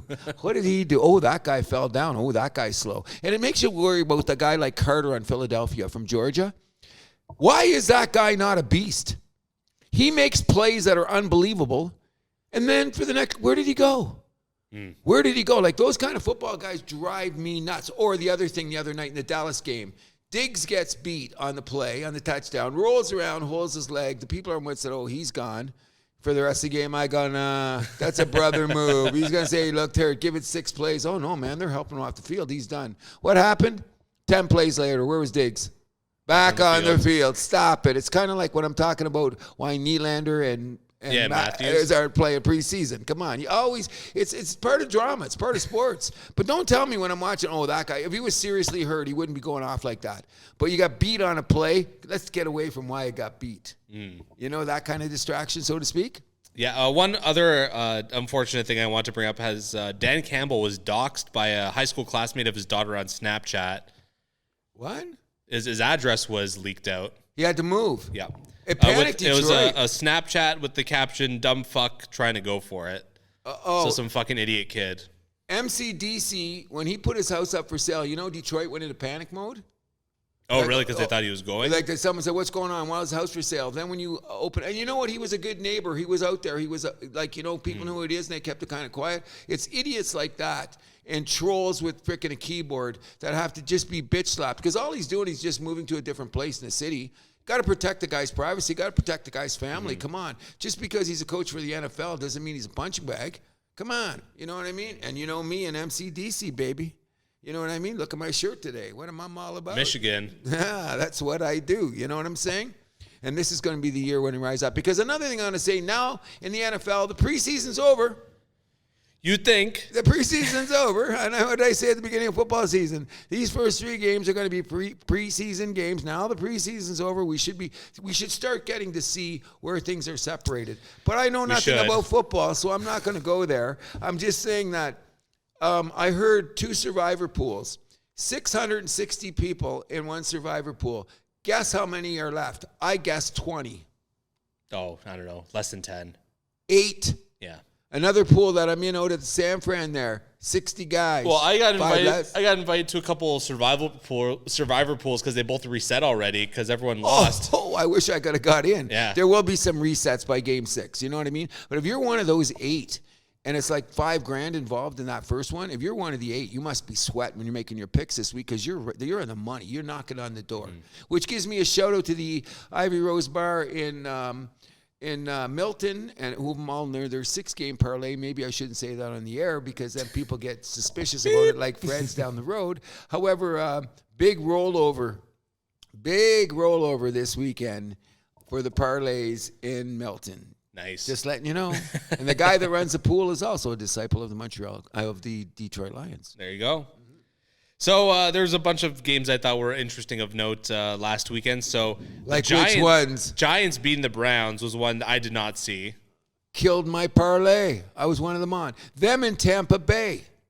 That was another shock. What's going on here? Vikings smashing the Texans. It wasn't just that they beat them; they demolished Houston. You know what the thing is that I'm not happy to say this, but Minnesota's defense is way better than I thought it was going to be for starters. And Sam Darnold looks like a new man. Oh, he's playing in the scheme though. He looks under he's under the Shanahan system as the backup for a couple years. All of a sudden, he looks like the 3rd overall pick that he was drafted to be. Okay, so it's the theory too. Look at Kyler Murray. He got hurt. They sat him down. They brought him back. It looks better. It's the theory. All great quarterbacks should sit on the bench for a year. Yeah. Very rarely a guy comes in there and then look what happens. You get beat up, you lose your confidence, and you get thrown on the scrap heap. Hopefully someone develops you, because now Sam Darnold's been in the league for 5 years. Yep. He's been with a couple of different coordinators. He see the game. He's got talent. He's got a big arm. That's why he got drafted. And he has arguably the best wideout in the game to play with. Oh, best receiver in the game. Let's just stop that. I started watching the receiver thing on Netflix. Quite interesting. I still got to watch that. I already watched the quarterback one. It's good, but already the receiver one's better. Oh, okay. Okay, only because let's talk about quarterbacks and let's talk about receivers. And George Kittle's the only one that's not a wide receiver. He's a tight end, and he's freaking hilarious. If you don't like George Kittle, you don't like football. And I'm not a San Fran guy, but you know what I'm saying? But in any event, Minnesota caught me way off guard with that game. 3-0. 3-0. But who had that? They're losing this week. Yeah, I think so too. I don't think that they're gonna win Green Bay. Eagles just slipped past the Saints for their first loss of the season. Okay, and that's why I say it's a preseason. I'm going to look at it this way. I took the Saints only because they were at home, and they should have won that game. They let it slip through their hands. But the bottom line is, New Orleans Saints, David Carr, Olev, look at the O-line. Olave. They scored 90 points. How many scores did they against Philadelphia? Well, they had like 16? 14? 14, yeah. Okay, so what is it? Is Philadelphia's defense for real, or is this an aberration? We will know because the preseason's over now. We got real games, so we're going to find out who is going to go on. A lot of things that went on last week that I was very surprised about. When you think about it, Jaden Daniels on Washington stole a game from freaking Cincinnati on Monday night. And again, as we're going to have, look what's happened so far. I told you that spread was too much. Yeah, but here's the thing. Are we going to go back to my theory, which is so far? Monday night winner, Sunday afternoon loser. Well, now we're going to have, let's see, the two teams that won Monday night if they lose today. We're going to find out. And that's one of those, the biggest game of the year, but we'll get to that in a second. The interesting thing that I've been finding is that what you have to do, and I know nothing about football, however, when you're going to be making your picks, sometimes the numbers are deceiving in the fact that I'm really on the Tennessee thing, and you've bitch slapped me to the curb on that. But if you look at... last week it was your pick, the 0-2 team that was most likely to make their way back. If you look at the metrics, their defense is solid. How's their offense, though? The guy's trying. He's just, he makes some mistakes. He's trying. He's trying. Give him a participation award. He's got an arm, and he's got D-Hop. What's going on between the ears, though? Because you know what? He's trying too hard. You know what I mean? And they keep calling him Levi. He looks like a pair of worn-out jeans. Billy jeans? Yeah, I keep hearing like that. But that should be interesting. I think the Tennessee game was wow. I thought they would win. There was another couple games that really made me scream if I take a close look here. Pittsburgh is now 3-0. Another stunning start to the season. I don't think anyone had Pittsburgh starting 3-0. Even the most diehard Steelers fans probably would not have said that. A lot of pundits said they'd be last in the division. There you go. Okay, so here comes with another team that I'm not understanding. I had Cleveland last, but... Okay, anyways, I'm looking, and that's starting to look like that may come to fruition. Another team that I think is going to show their mettle this week, there'll be less 3-0 teams after this weekend. Pittsburgh's going into Indianapolis. Yep. There's another team with a linebacking core that's going to stop the run, and that's Justin Fields will have to win this game on his. Well, the Steelers can't really get the run game going anyways, so I don't think that's a big issue. So here we go. So that means he's going to have to throw to the wideouts a little bit more. Let's see what's happened. Indianapolis, if you look at the numbers, they have an underrated defense after 3 games. Yep. Their thing is they just haven't got their offense clicking with Anthony Richardson. He's a good player, but he's another guy that looks like he needs a little bit more development. Like there's a couple times he throws to the wrong guy. He had this guy open and he throws to the other guy. You know, that kind of, that's young guy mistakes. And it must be embarrassing when they go in the film thing and you see that guy wide open right there, but you threw to this guy down here and you miss him. Yeah. Why didn't you just take the first down? That's called experience. You're going to learn to do it, but that's going to be one of my picks of the week. I'm taking the Colts at home to take away the Pittsburgh 3-0 record. Because, by the way, who did Pittsburgh play along the way? Yeah, not the greatest teams. There you go. Who did New Orleans play before they played Philadelphia? Not the greatest teams. Okay, there you go. So this is the preseason's over. It's going to be October now, last September of the football season. And you know what's football season so crazy? It's week 4 already. I know. Whoa, time keeps on slipping into the future. You know what I'm saying? Is there any other surprises last week that caught you off guard? The Panthers getting their first win against the Raiders. I did not see that coming. We're in the house of Raiders. The Raiders are frauds. Complete frauds. You win the week before, you steal a game from Baltimore, you go home with some momentum. Now, there's these weird stats that you better know before the game. Two of them I did not know last week. San Francisco has not won in frickin' like 2 weeks ago. Minnesota, in 1992. Oh, the Red Rifle, Andy Dalton, is career-wise 7-1 against Vegas. I did not know that. But I still wouldn't know if it would have altered my opinion because he's been on the bench. Yeah. But Vegas was embarrassing. They're going last. I think Denver might even pass them. Sorry, Serge. Sorry, Mario. Sorry, Raider crew. Come on. You're wasting Max Crosby and what's the other big guy in the line? Khalil Mack. You're wasting those guys with a decent secondary. Get your act together, Vegas. They're going nowhere. And Khalil Mack's not getting any younger. No, and he's getting burnt a couple times in his old age, wear and tear. But come on, Vegas, you beat Baltimore. You come home with an 0-3 record, come into your house, and you get bitch slapped? However, the one surprise, which is not a surprise for me, and I'm going to beat this drum till the day I die. Did you see my boy Matt Stafford beat San Francisco last week, which was one of the few picks I got right? Yeah. If people don't understand that Matt Stafford is not one of the best quarterbacks in the league and maybe top 20 of all time, he was down 21-7. No Puka, no Cooper Kupp. Cooper Kupp, yeah. New guy in the offensive line. And did you see? He should be a doctor the way that Matt Stafford operated. The guy was amazing. He is. He's got, I can't say enough about him. And you know another thing you got to remember, this is a division game. Sean McVay is no idiot. No. They know each other, and Shanahan's no idiot. They know what's in each other's back pockets. But it was a typical tortoise in the hare game. You know what I mean? And Stafford was a tortoise, and at the end of the game, what's now? Everyone's going to say, oh, the guy missed a field goal. Well, that's part of the game. Oh, if he kicks a field goal, maybe Sanford wins the game. Well, if I had gotten 6 numbers instead of 1 last night, I would have won the lottery. You know what I mean? So that's all hearsay. What happens is at the end of the game and the time expires, who's got more points?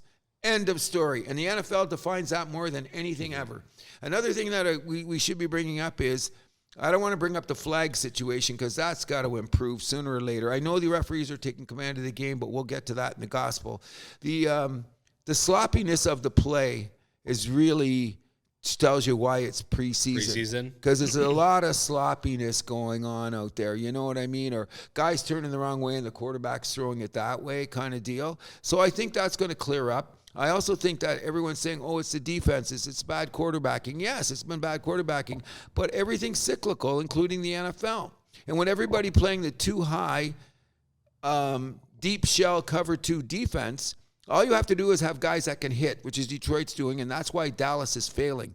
Dallas is a front-running, fast-running defense. Well, I was going to get to them next. Ravens beating the Cowboys. Are the Cowboys frauds? Cowboys are frauds. And I don't feel bad for them, but Dak Prescott and CeeDee Lamb, they can't even get along on the sidelines. This is only game 3, and they're screaming at each other. Their problem is defense. Micah Parsons is great, but I still starting to say, and I've said it a couple times, he's a little undersized for his size. He's not Lawrence Taylor. No. Thank you. Thank you very much. Now, notice we haven't heard Micah Parsons and Lawrence Taylor in the same sentence in a while. Yeah, not this season. Okay, but he has been playing hard, but a lot of times he gets double teamed. What's the rest of your line doing? You got DeMarcus Ware over the other side, or DeMarcus Lawrence, whatever the guy's name in there. You got a couple good linebackers. What are you doing? You can't stop the run.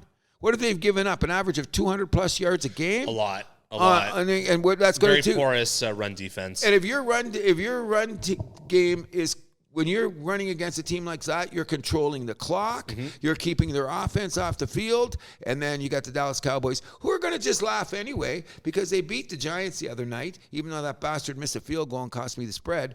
But cost a lot of people the spread. Damn right it did. But the bottom line is now Jerry Jones is going to get up in the morning, and you can't deny this. Cowboys are 2-2. You know, after all is they're said, not out of it. Yeah, 2-2, long seasons ago. Am I putting any of my bread on the back of the Cowboys frickin' bandwagon? No. So we're going to see where they're going to go. You know what I mean? Yeah. They're 2-2. Anybody in the league right now, if they're 2-2, would be happy. Sure. With the way it's going, how many 3-0 teams are there? There's only like 3, isn't there? One including the Seattle Seahawks of all teams, Oh! crushing Miami 24-3 last Sunday. Miami's done. Unless they get a quarterback like yesterday. No disrespect, but I've already said this a number of times. Chris Waters, you're going to love me for this. When you have a quarterback named Skyler, you're in trouble. Well, he's not even going to play today. Who's starting for him, do you think? Oh, I just had the notification. Let me find it quickly. They can't get him out there. Are they going to call Tannehill? No, he doesn't really fit their system, does he? Well, he played there before, but it was a different system at the time. That was a long time ago. Who else is out there that they got a shot at? I heard not Josh Rosen because he's been gone, but there's a couple other guys out there. Oh, my God. Talk about a guy who was given a terrible hand. Oh, and he can't even play football anymore. But Miami's got to go looking for it. And you know all you morons that said that Brady was going to come down and play for Miami? Oh, Shut up. It. Bunch of more. I got people texting me, hey, Brady going to Miami. Yeah, so I'm going to Barcelona too, right? Stop it. You know what I mean? You know what it does? It just makes contents for shows like ours and everybody else. Sure. You know what I mean? So they're not saying who's playing starting tomorrow? Hold on. I have it here. I'm not sure. You know what I mean? But they can't. Tyler Huntley. Oh, right. He's been around a while. You know, he's been a good guy. He's good on the practice squad. We'll see what he could do on the big field. Well, we're going to find tomorrow. out that really quickly.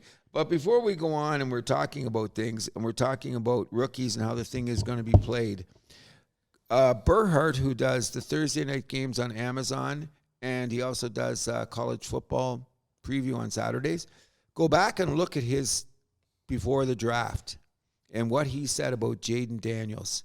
He nailed it. He said, this is the steal of the draft. Go back and look at his record. Look how he plays the game. Look at his arm. And look at Jaden. America got to see him on Monday night. Mm-hmm. And you know what good about him is? He's slippery as hell. You know what I mean? Because he's not that big. He comes in at 6'2", and they say he's 220. What? Where's the 220? I'm looking, where's the 220 on this guy? But he's got all the intangibles, which is going to make him a very interesting quarterback compared to all the other rookies that are out there and doing things. I think Bo Nix is... what's his name? Sean Payton is doing the right things, turning the screws with him. He's still a work in progress, but you can see that potential in him. You know what I'm saying? Any other surprises from last week we want to discuss before we move on? Well, I just want to talk about some of the primetime games. So the Chiefs beat the Falcons on Sunday night. The Bills demolished Jacksonville. Didn't you love that? Yeah. Did you not love that? Josh Allen, stop it. Don't even say nothing about the guy. He's a one-man wrecking show, one of one. Who picked him for MVP this year? Thank you very much. But here's the thing that I said when we were talking about, they were talking about who is he going to throw to. My number one thing is when you have a quarterback like that, he'll find guys. Yep. Shakir's looking good. I'm glad I picked him up for my fantasy team. And the number two thing is they were talking about the Buffalo defense and losing guys, how it's going to work. And what they were injured to shit last year and they still won their division. McDermott came from the school of defensive coordinators. He knows how to scheme a defense. I think that some teams, why the running is up is because they're playing that shell. Like, you can't even see the guys on the screen sometimes when the plays there. Where are these guys? Oh, they're way back there. So if you can't come up and snuff the run, that's why the running numbers are up, I believe. If your linebackers can't get in the close the A gap and the B gap, you're going to have trouble because we've got a lot of runs this year. Sure. Running's been up. Scoring's been down.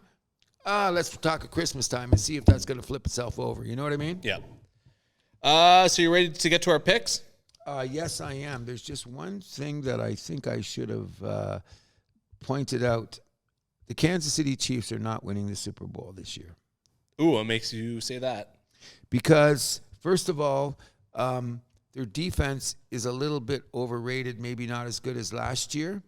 And I told everybody this, and God bless them, after so many years, tight ends, tested time or father time, everyone's saying they're going to keep them for the playoffs. Yeah. What if you don't catch in the playoffs? And you know I'm talking about Kelsey. Great player, first ballot Hall of Famer, blah, blah, blah, the whole 9 yards.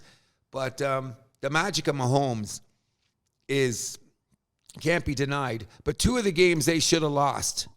Okay? The other teams beat But they didn't. But they didn't. So they're 3-0. Great teams find ways to win. That's what I'm saying. But I think someone will catch up. Well, in 1 or 2 or 3 weeks, we'll go with that. So I guess you want to look towards this week? Yeah, so last week we tied with our picks. We both went 7 for 16.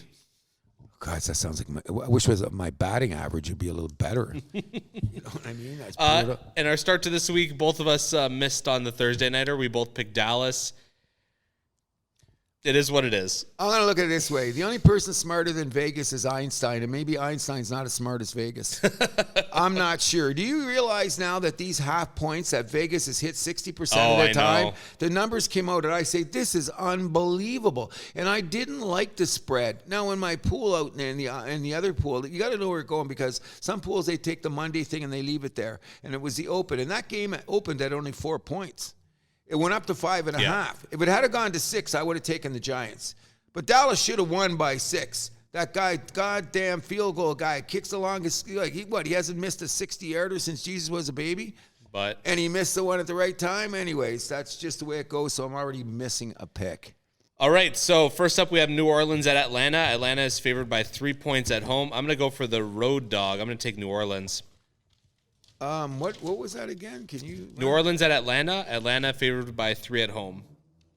I think Atlanta is better than people are getting to them. So according to what I'm doing here, I'm taking the Falcons to beat the Saints. Okay. I'm there.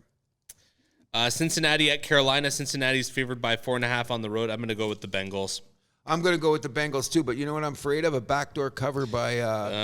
crossed my mind. The backdoor cover and the fact that Cincinnati's defense is scaring the shit out of me. Like people said, what's wrong with Joe Burrow? Joe Burrow threw for 340. Mm-hmm. He looked like Joe Burrow. They didn't lose because of him. They blew because what was that E-fence out there? There was no D in it. That's for damn sure, you know? But anyways, I'm going with the Bengals. We're both on the Bengals. Yep. LA Rams at the Chicago Bears. Bears favored by 3 at home. I'm going to take the Bears. What? Okay, I'm going to say 2 words.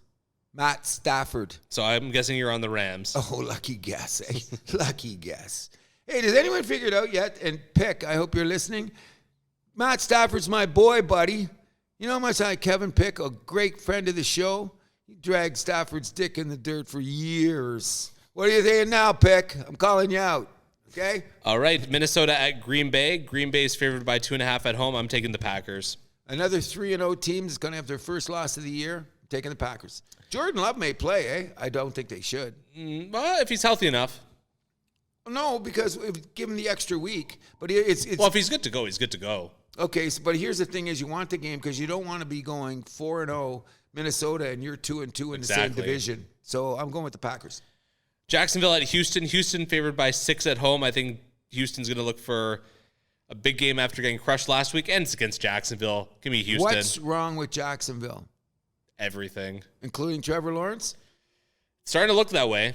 Like all the talent he has, he's looking a little shaky. He missed some passes against Buffalo. He's missed a lot of passes in his career. Well, it's looking that way. A big, strong guy like that. I think what's going to do this, Texas is going to put their medal down because that's a division game. Mm-hmm. So when you got a team down, you kick them. And that's going to be in Houston. It's going to be rocking. I might play the over on, what's the spread now? 6. Well, I might do that thing on the pools where you say, I'll take 10 points to make more money because I think that Houston's going to win by 10. People are saying you're crazy. It's a division game. Well, I've seen Jacksonville play. You know, and this is in Houston's house. Let's go with Houston all day. Pittsburgh at Indianapolis. Pittsburgh going for 4-0. They're favored by 2.5 on the road. I'm going to take the Steelers. Beer on the game? Oh, you're going with the Colts? Going with the Colts. Let's do it. Me and Pat McAfee going with the Colts. Denver at the New York Jets. Jets favored by 8.5 at home. I think that spread's way too big. I'm going with Denver on the road. I'm going to put it this way. There's a rookie quarterback coming into town. The New York Jets defense is finally looking like the defense it's supposed to be. They've had 10 days off to tighten up that offense. I'm going to say Denver had a big jump up last week to get everyone's attention. This week, they're going to go home with their tails in the leg. Okay. I'm expecting the Jets to beat them by 10. If it's like 21-0, 5 minutes into the second quarter, you heard it here first. God bless Aaron Rodgers. This one really screams backdoor cover to me, though. What? This one screams backdoor cover. Oh, I think the New York fans are going to be going nuts, and the defense are going to try to crush to make that name. They're not going to let them do it. You know what I'm saying? But I know nothing about football. Just remember that, people, as I'm talking. I know nothing about football. This is the hardest game of the week to pick for me. Philly at Tampa Bay. Philly favored by 1.5 on the road. After what I seen Tampa Bay do last week, everyone knows they stole that game from Detroit. Then they showed their real mettle. And who did they play before they played Detroit? Mr. and Mrs. Nobody. Philadelphia had a great win on the road in Atlanta.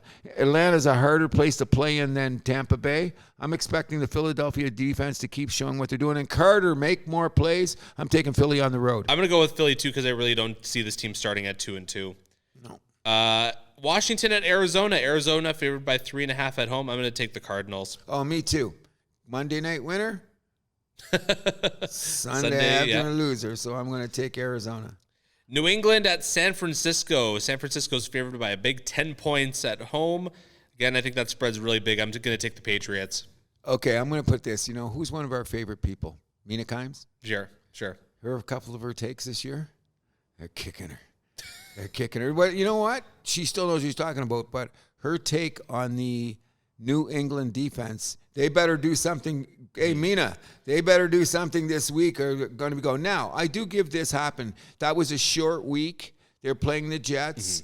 Maybe a little tired, a little bit on the road. Maybe they're coming back up because they have a solid defense. But Mina, I don't think they're Super Bowl-looking defense. So you're taking the 49ers. What's the spread? 10. I think they're going to win by more going away in the fourth quarter. But the problem is like you say, is Debo going to play? Is Kittle going to play? We already know there's no McCaffrey. And no McCaffrey. I'm feeling sorry for him because this injury may be looking more serious than they thought. Yeah. Here's the thing. They're saying he's even week 6 is optimistic for a return. So. There you go. So anyway, the new kid, Jason, what's his name? One of the things that New England does pretty well is stop the run until they ran into the Jets. Okay? So what ends up happening here, I guess those were preseason games, and now we're going to see your real defense. I'm going to take San Francisco on the points. Okay. Kansas City at the LA Chargers. Kansas City favored by 7 points on the road. I'm going to take the home dogs. Give me the Chargers. I am too, but here's a problem. That's a division game too. Yeah. I mean, that's not a problem. That's one of the reasons I'm taking it. And Chargers fought Kansas City well last year. If you look at both games, the scores were under 7 points in both games.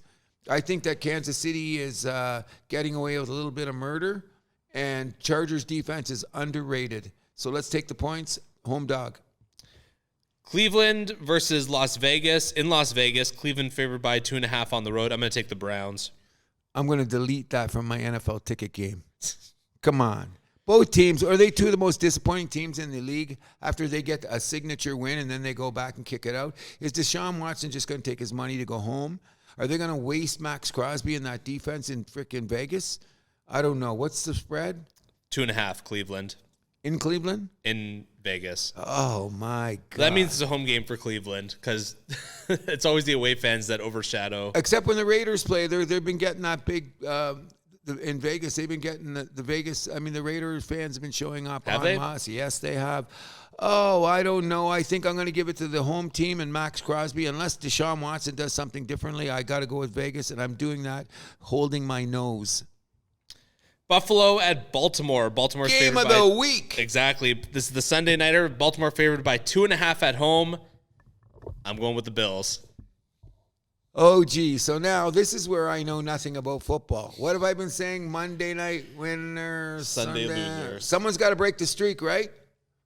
I think this is going to be a barn burner of a game. I think so. I'm hoping so. Oh, and it's Sunday night game. Get your popcorn, people. I'm going to be glued to the couch for this. Oh, 100%. You know what? Because I've always had. Everyone knows I'm a Lions disciple, but I've had Bills love my whole life too. I'm going to stick with my boy Josh Allen in that Buffalo defense. Wow, I did not expect you to pick Buffalo. I'm taking Buffalo. And to the Monday night, it's a doubleheader from Monday night, much to my dismay. Tennessee at Miami. Miami favored by 1 point at home. I'm going to take the Dolphins. Tennessee to crush them. Cruise.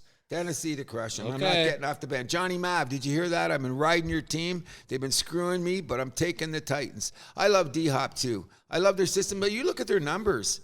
Like I've been looking at all the numbers, offense, defense. Tennessee's numbers do not look like an 0-3 team.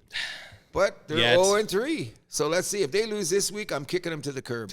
Okay. Which gets us to the game where I'm going to tell you now we make the statement of the week at Ford Field on Monday night. I'm going to help MCDC move into his new house. Seattle, who have they played? Me and you, nobody. The spread is 3.5. The Lions to win by 10 Monday night with the loudest crowd in the NFL. I'm not going to be happy with their uniforms.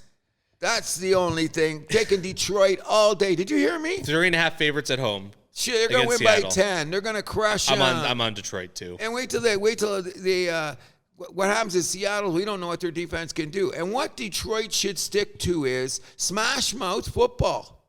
You know, when things got a little sketchy against Arizona, what did they do? They pounded the ball. They forgot to do that against Tampa Bay. They lost the game. Stick to what got you there. Go home with the girl you went to the dance with.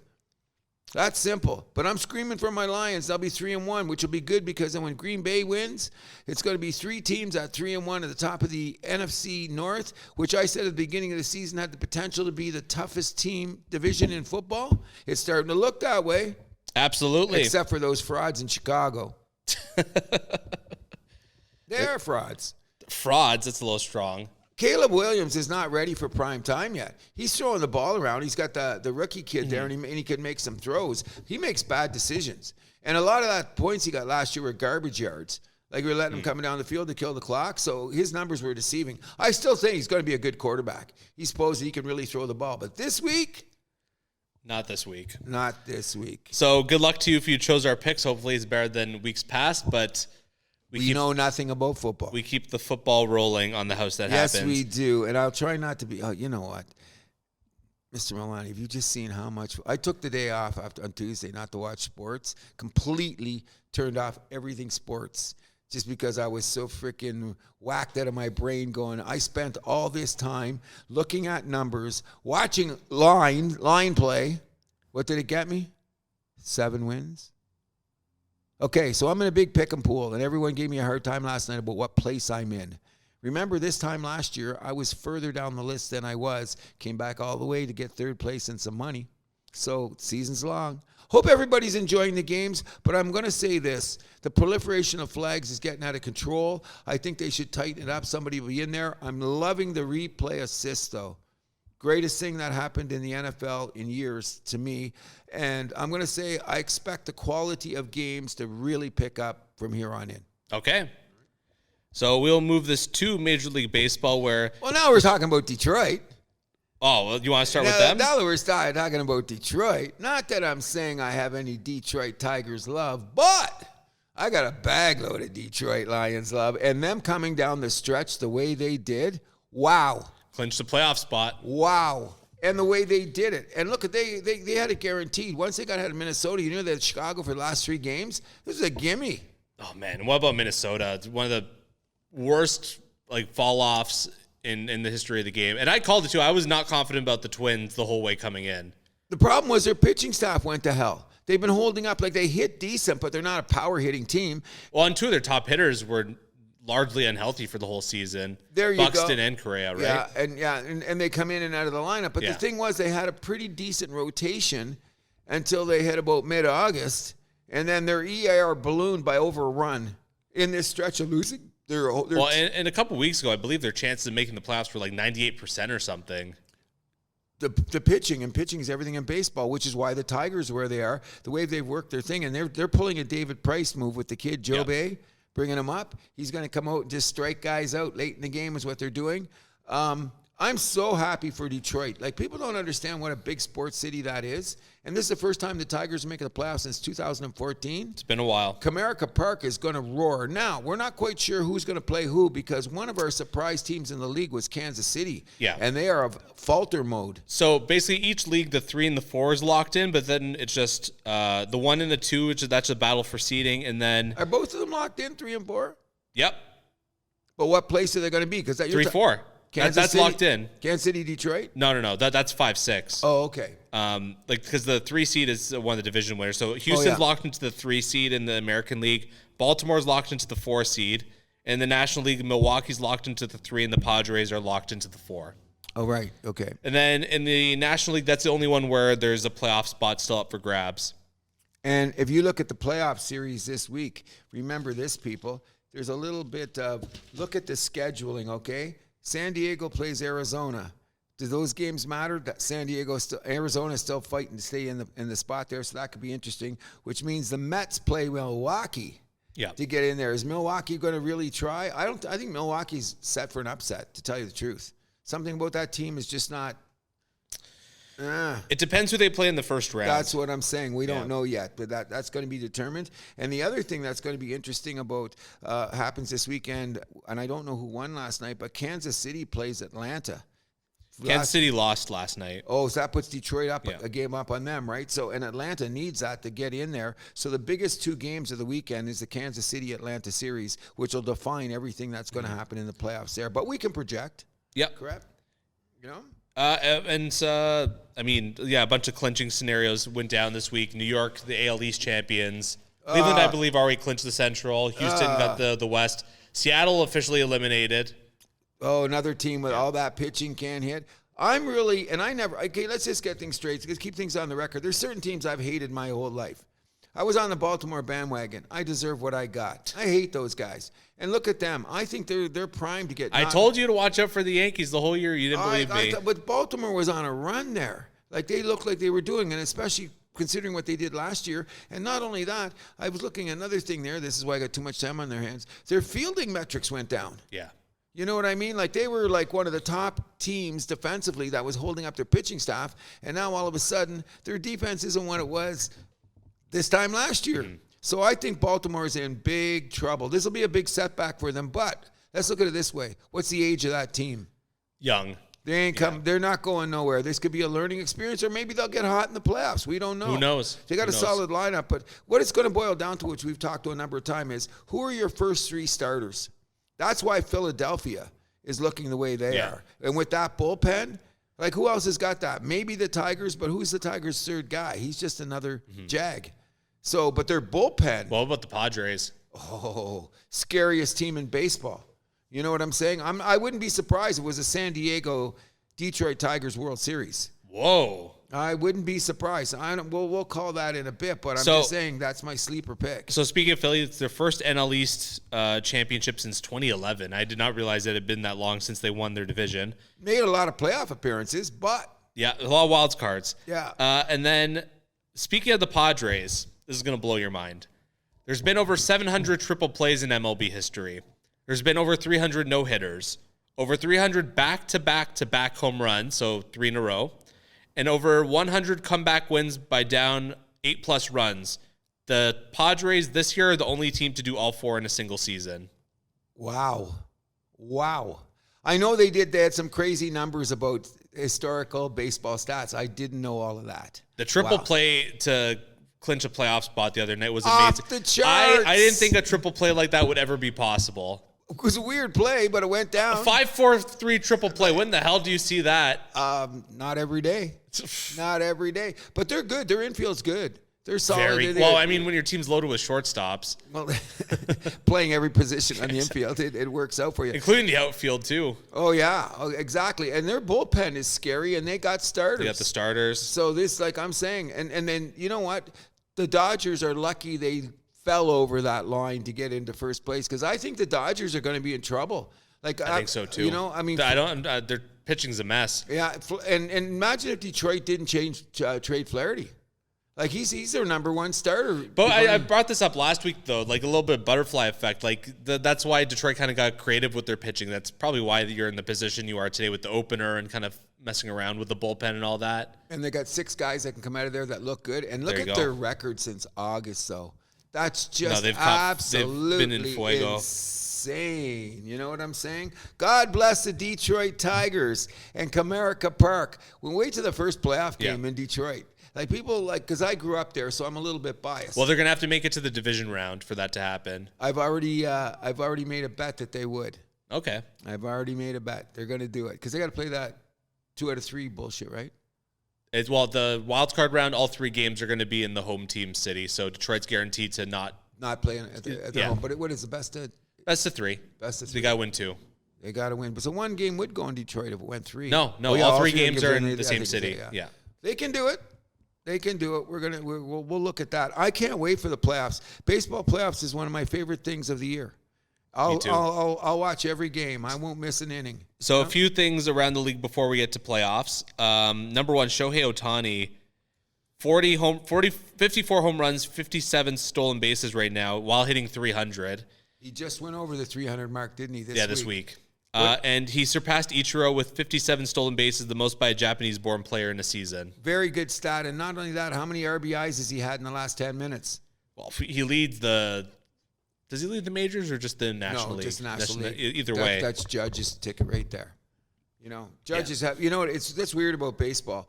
If Ohtani wasn't having the year that he's having, we'd be screaming about Judge's season. And Judge has still got a crack at 60 homers. Although he didn't play last night against the Pirates. I think they're just resting him. Well, it's going to hurt his chances at 60s, all I'm saying. I don't think it matters to him. The World Series is what he's going for, so we've got to look at it that way, yeah. What else did I have here? Bo Bichette to have surgery on his finger, expected to be ready for spring training, though. The Chicago White Sox set an MLB record with 121 losses in the modern era, surpassing the 1962 Mets. The only team that was worse was the 1899 Cleveland Spiders or whatever. Okay, so let's just look at this, guys. Baseball's been played more than any other sport in the world, probably, except for soccer. So we're talking about 120. Well, in terms of games, it's probably still baseball, just because they play so many games a season. Okay, but just look at it this way. Baseball's been around 125 years. In the year 2024, you get to puke it up on that level. What does it say about your organization where 2 years ago you were thought as a rising team? Just 2 years ago. Remember, they were one of the sleeper picks. I know. When we started this show, we were talking about how Chicago was on the rise. And we look at them now. Disaster. Absolutely disaster, which is a drag for the South Side because Chicago's got a good fan base there. You know what I mean? Well, even worse of a drag was the final game in Oakland. Oh.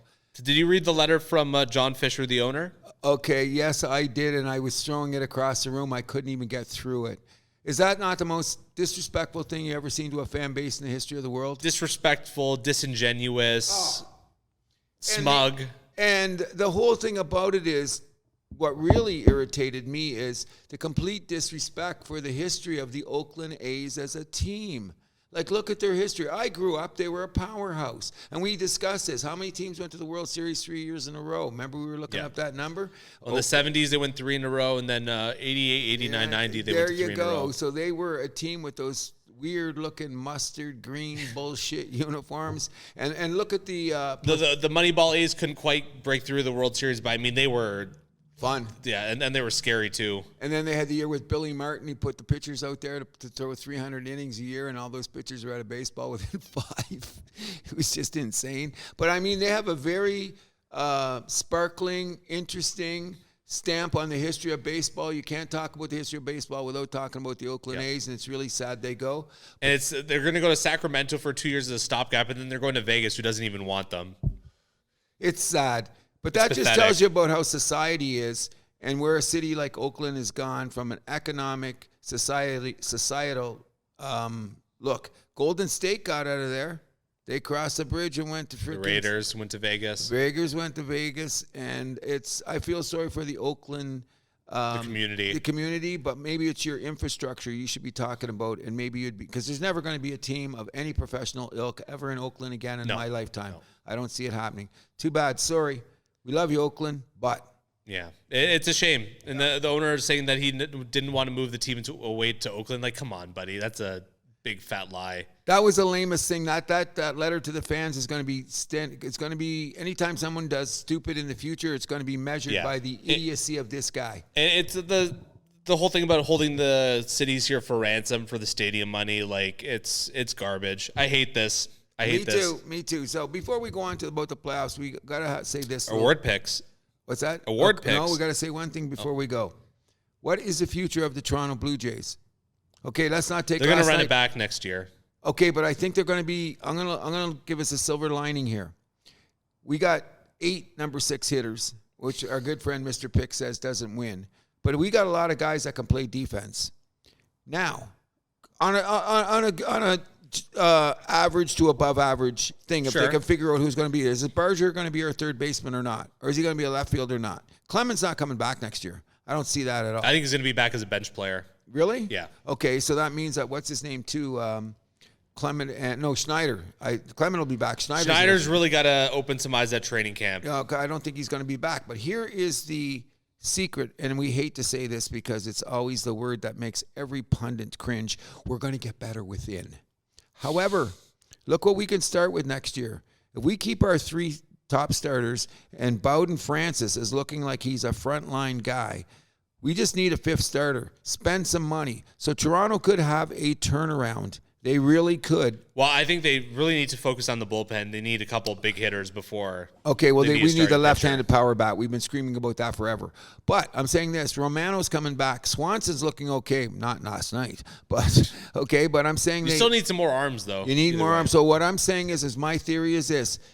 Atkins and Shapiro, overpay for every arm you can get. Yeah. Corbin Burns has looked a little funny. But he's had a last couple of outings. Let's don't get Corbin. Imagine a Corbin on this starting rotation. And don't sign Anthony Santander. I think that'd be a mistake. No. That's George Springer 2.0. Oh, don't do that. Yeah, but you know what, Springer, you know what? Too bad about his salary, but he might come out next year and hit 250, 20, 65 and play his defense. So that'll be okay. So he's not going to be Is his OPS going to be under 700 again? I hope not. I hope it goes over 8. But I mean, if he goes over 8 and just gives you the numbers, if he's over 8, I'm singing. That's what I'm saying. Yeah. So there's a possibility he could return to that level. It's all about Bo. Bo is the Mitch Marner of the Toronto Blue Jays. He really is. You know, when you think about it from that point of view, if he can come back and do his thing, it's just that some way we wish could say, Bo, can you go to second base? Yeah. We're running out of time here quickly. Okay. Let's do our award picks quickly. So AL MVP, I got Judge. No doubt. NL MVP, Ohtani. No doubt. Cy Young, AL, I got Skubal. NL, I got Sale. I finally changed my mind there. Thank you. Both guys have the pitcher's triple crown, so that's hard to argue against. I got Sale and Skubal too. Skubal is just unbelievable. Rookie of the Year, I thought this was an interesting one. Yes. I got Gill for American League, and I got Skeens for National League, so 2 pitchers. Man, we were unanimous on our picks all the way. You can't take it away from Gill. NL Rookie of the Year was probably the toughest one, though, because Jackson Merrill you know what? Any other year, he would be there. You know what I mean? But because Skeens is a generational player and what he was done, what if he has strikeouts, man? Come on. ERA 2. Come on. You got to give it to him. Even though let's not I think that Merrill's coming out party is going to be in the playoffs because everyone's going to see him on a regular basis. You know how when playoffs come around, all of a sudden that guy rises up? Because a lot of people that know baseball know him, but the average fan doesn't. Sure. You know what I'm saying? So when these playoffs are over, and if San Diego happens to get to the World Series, he'll be front and center of that. Which makes me contradict myself in this way because we had our boy Mr. Witt playing in Kansas City where he was getting all that hype and Kansas City looked like a team. I don't want to play them in the playoffs. Now look at Kansas City. I'll play them in the playoffs now. A month ago I wouldn't be saying that. You know Agreed. But that should be quite interesting. And then Manager of the Year, I have AJ Hinch for the American League. Oh, going away. And I have AJ Preller for the National League. From who? San Diego. Oh, yeah, he'll probably get that number too. The great thing about AJ... Manager of the Year, there doesn't seem to be a consensus, though, because I know people are saying like Milwaukee's manager or Kansas City's manager. Yeah, it could come out anyway, but let's give some props to AJ Hinch. He fell on the sword for Houston. Yeah, he really did. He was a great manager in Houston, and he got kicked to the curb, and then he had to sit out for a whole year. Detroit was smart enough to pick up a very good baseball man, and he's proving his mettle by just how he got Detroit coming down the stretch and putting them in the position they are. I can't see any reason why they wouldn't, except for maybe some of the writers who have long memories might just not vote for him because we know what Houston did. Yeah. It could be interesting. 10 best guys this season. This is something you suggested. Yep. You want me to just read my guys first? Okay. Judge. Yep. Ohtani. Yep. Witt. Yep. Soto. Yep. Marte, the second baseman for Arizona. Yep. Vladdy. Yep. Alvarez, the DH for Houston. Oh, huge. Skubal. Sale. My last one I struggled with. Didn't you take Alvarez off Cleveland?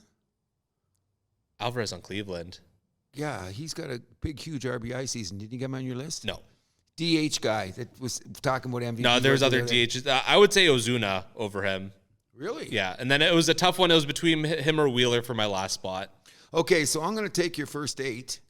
I'm going to say that my sleeper in all of this, and no, they're not going to make the playoffs, was that Duran kid that hits leadoff for the Red Sox. Really? Your top 10 player this season? I'll give him 12, whatever. Wow. You didn't put Soto in there. Yeah, I did. Oh, you did have Soto in there, right? Give me that list one more time. Judge. Yep. Ohtani. Yep. Witt. Yep. Soto. Yep. Marte. Yep. Vladdy. Yep. Alvarez. Yep. Skubal. Yep. Sale. Yep. Ozuna. That's a hard list to fight with, bro.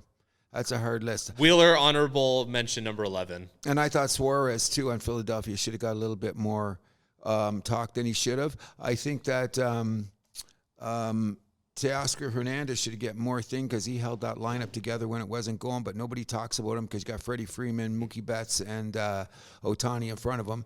But he's definitely top 15 this year, in my opinion. His strikeout ratio is what kills him. Yeah. Again, because he's still there, but he's another guy there. Who am I missing too when I'm looking around the league? Who am I missing? I'm missing somebody else.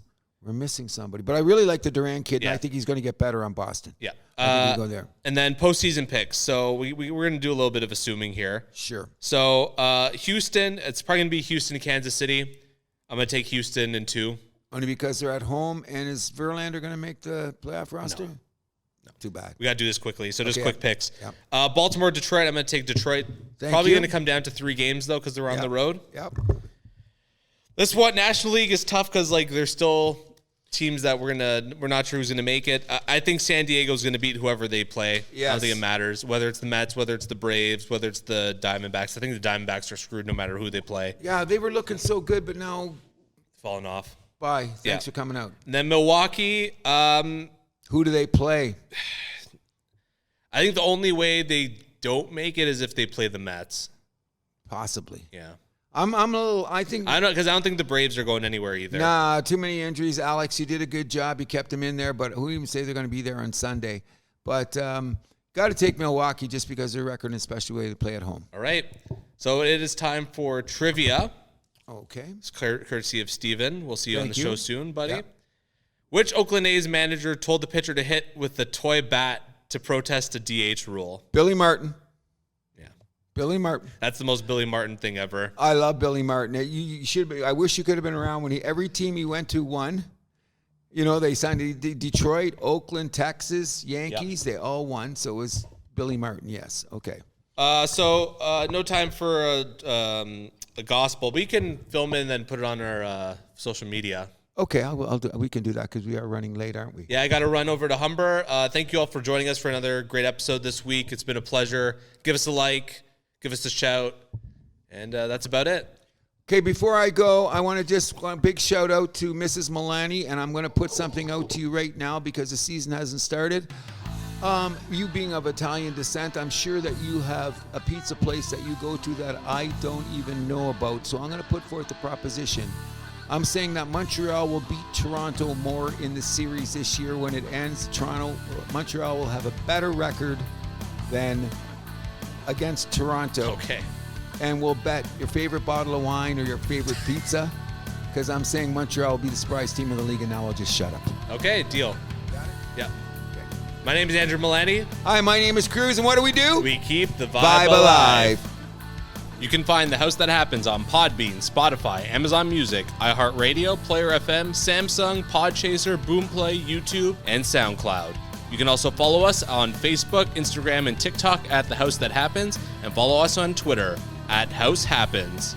You can also shoot us an email at thehousethathappens@gmail.com.